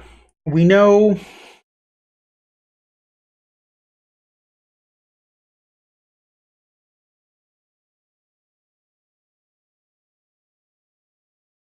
a single basic blocks has one start instruction. Oh, sorry. A single basic block has one start instruction and one end instruction, with no branches inside of it. So we know what the incoming edges are, and we know what the outgoing edges are.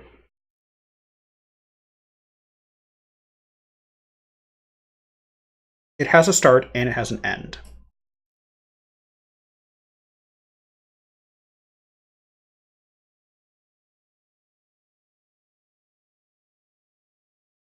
So we can say, oops.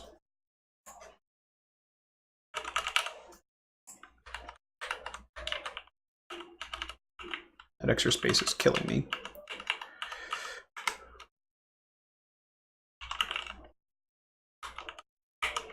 Int is equal to bb.start, while int is less than bb.end. If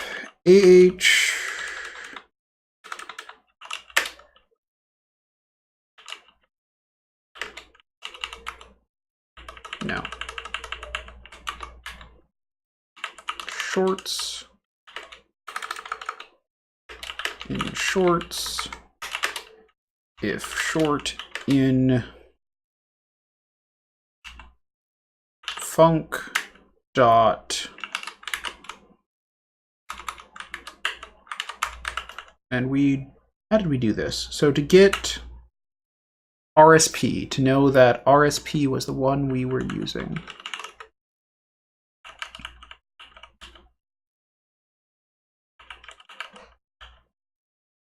Get regs read by.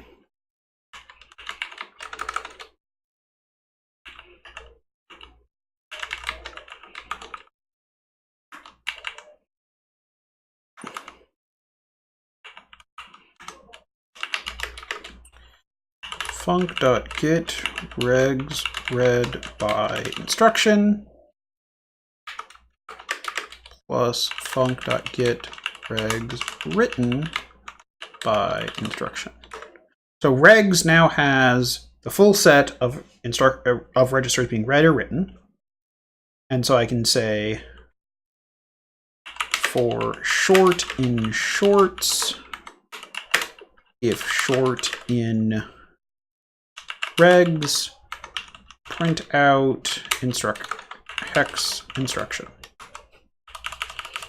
And shorts is equal to AH, BH, CH, DH.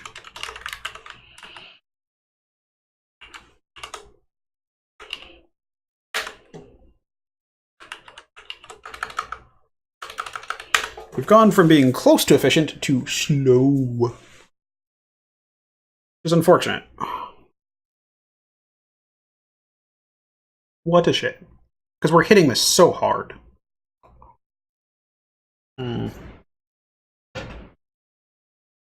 Oh, crap. Never mind.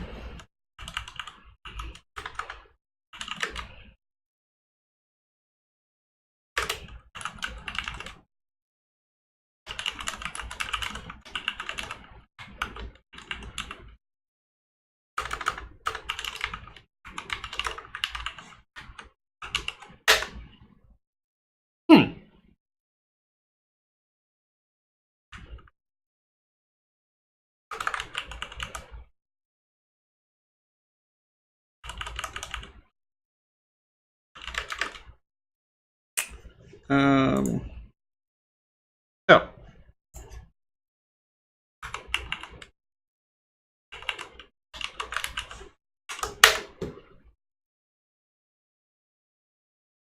So that works. It's not awful. It's a little slower than I'd like, but it works. So this went through and it told us that at this instruction, we use the short register.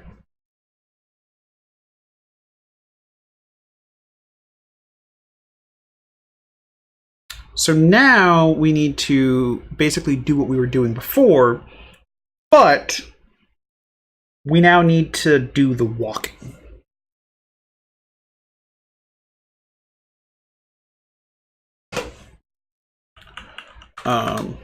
Oops, this is where I want to be.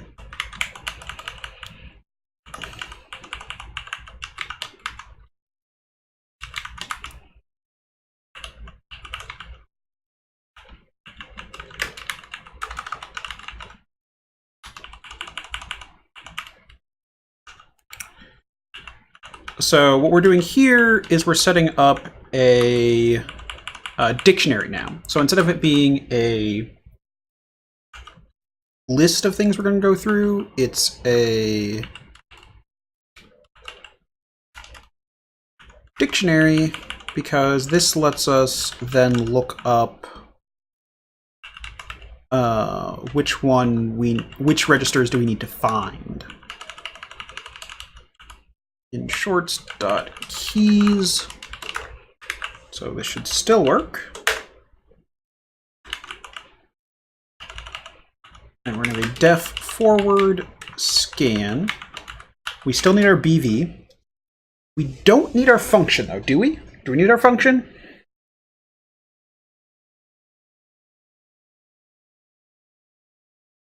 No.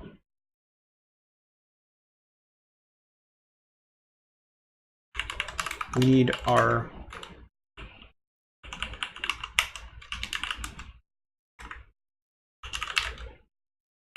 hex adder.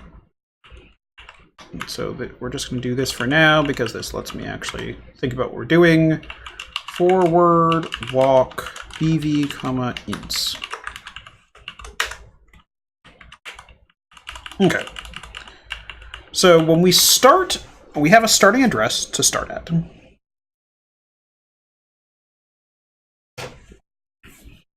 So we're going to, steps.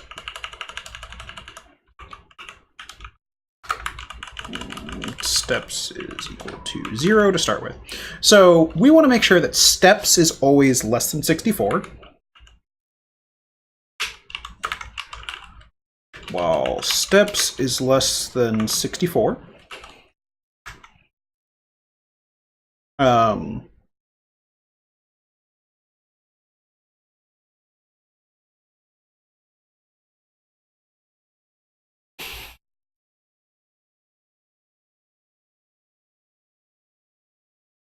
Let's also pass in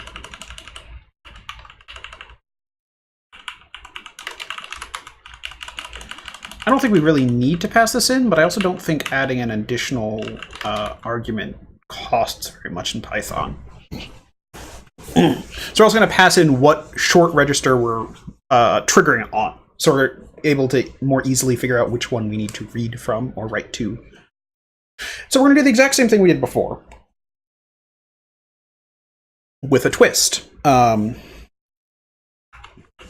So steps plus equals 1. So we've now gone a step.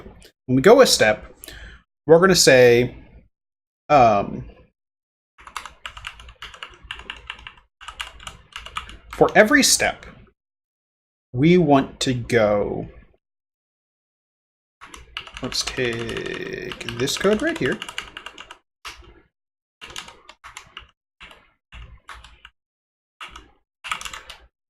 For longs in shorts reg, if longs in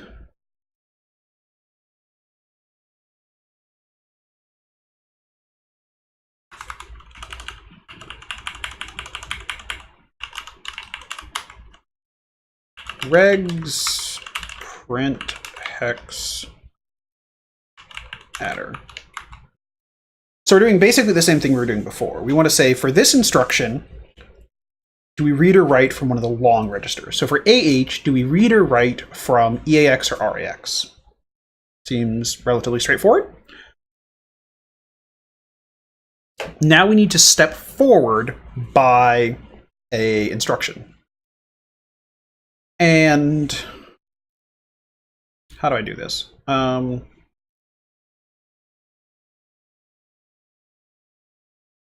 So actually,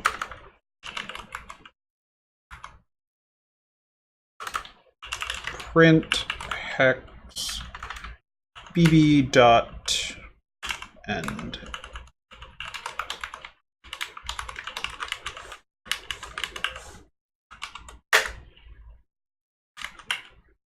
Ints is not.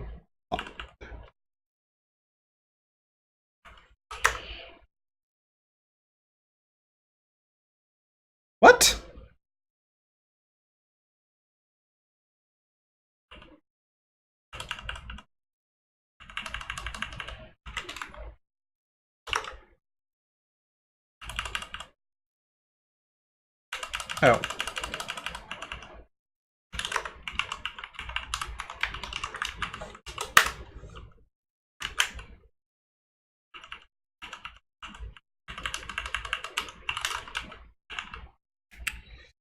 So I can't use function. Can I use BV?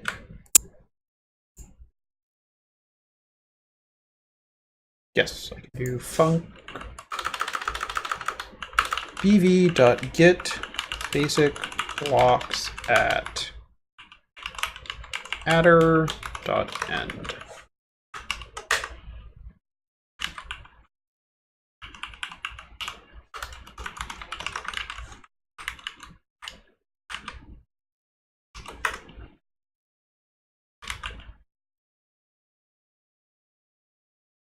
So this is saying that BE is the end.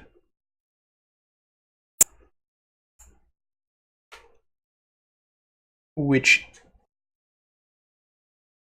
is the start of the next instruction. So that works, right? So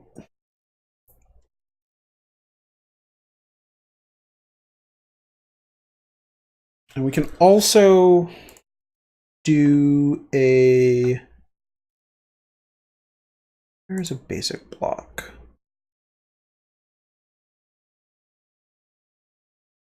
A basic block has outgoing edges. Print, yeah.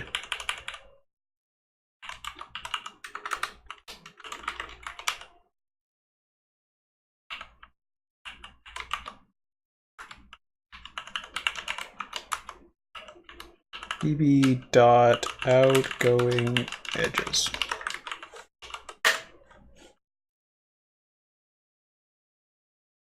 Okay.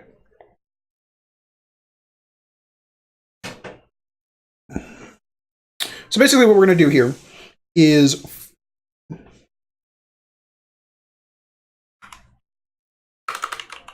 the same thing we were doing over there. So adder plus equals bv.get instruction length adder.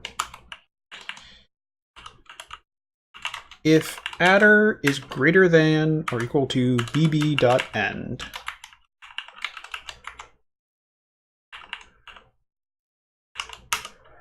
for edge in outgoing edges, print dir edge, because I don't know how to handle these.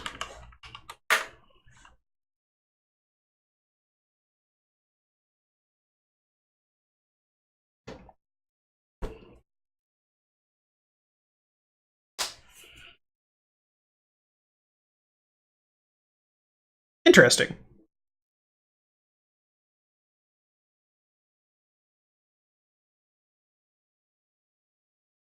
So it is possible for us not to have a edge.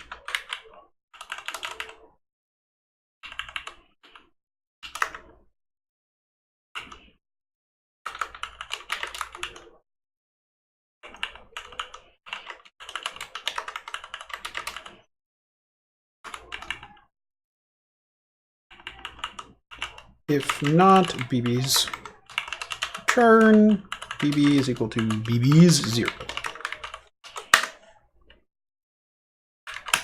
Okay.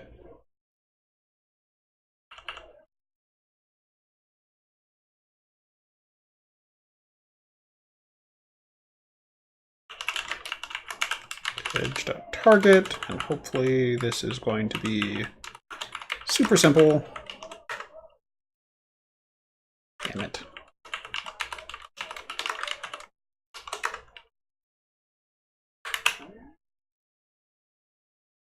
Okay.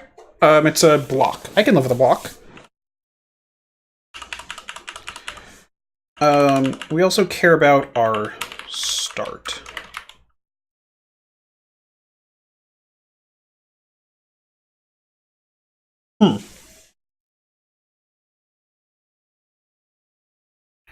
So the problem with doing it this way is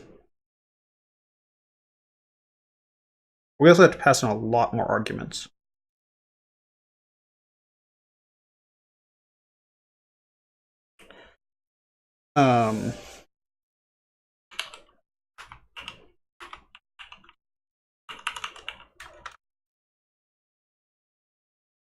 So we also need longed is equal to false.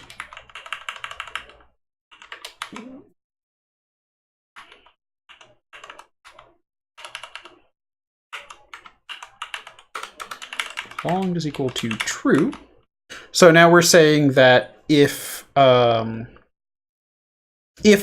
long register is in one of the registers read or written from, we're going to change this variable from false to true. The start we're passing in is going to be the instruction again.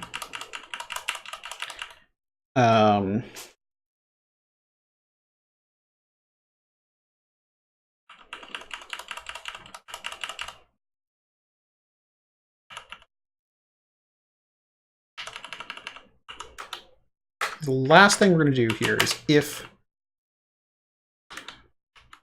adder is equal to start. So if we've gone around in a loop, if longs print hex adder, we're going to return here.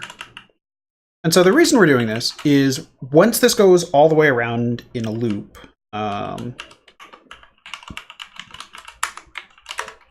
if it worked, we're going to do that.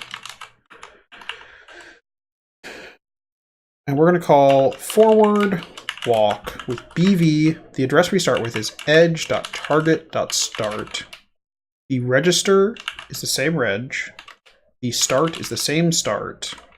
And longed is equal to longed. And steps is equal to steps plus 1.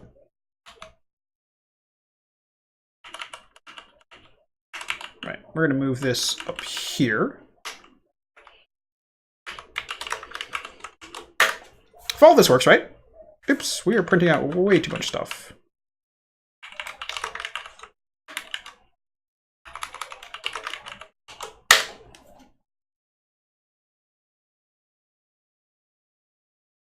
This is a little unfortunate.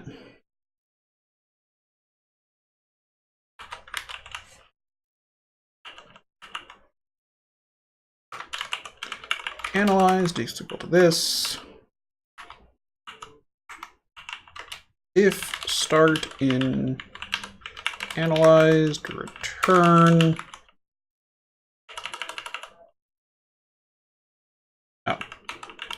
longed.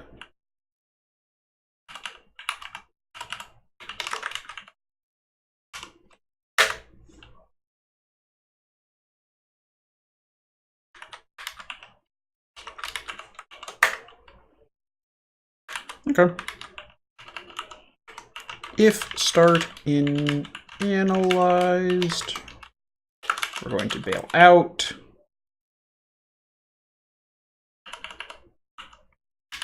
Analyze.append start.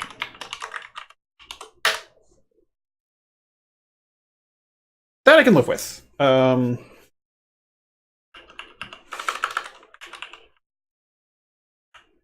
quite sure why it's printing it out more than once. Oh, because we have all the existing paths that we're still analyzing. That makes sense, I think.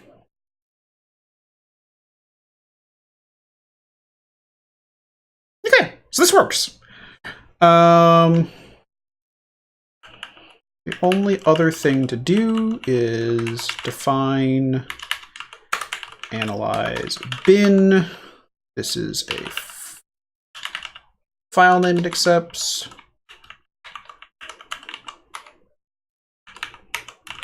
File name.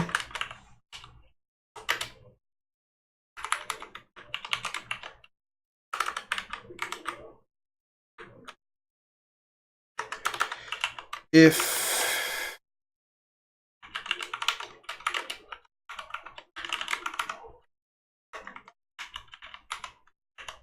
let's analyze bin.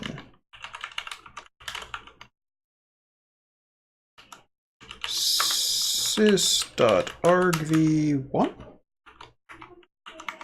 print sys.argv1. I can never remember if it counts the Python in that. Yeah, that looks good. We also want to do .opam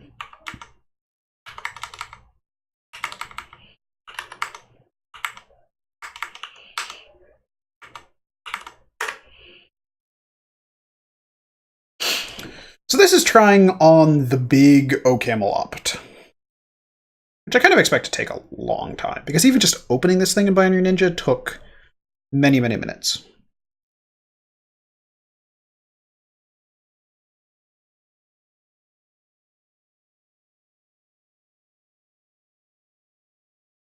So I think this is about where we're going to wrap up for tonight. So it's not the most efficient script I've ever written, but it definitely works. Like, it's able to process through our simple test binary relatively quickly, especially given that, like, the way we're doing this is not the, like, most direct way of doing it. The question is, how fast is this going to be on a massive binary like OCaml opt, which I think is the OCaml optimizer is what it's supposed to be, but I actually have no idea.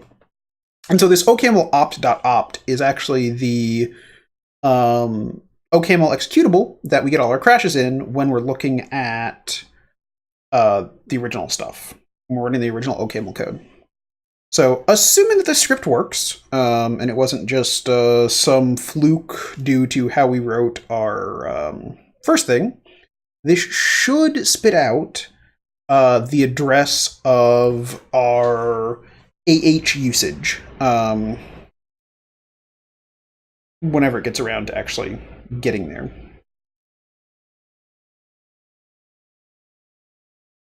Just a matter of time.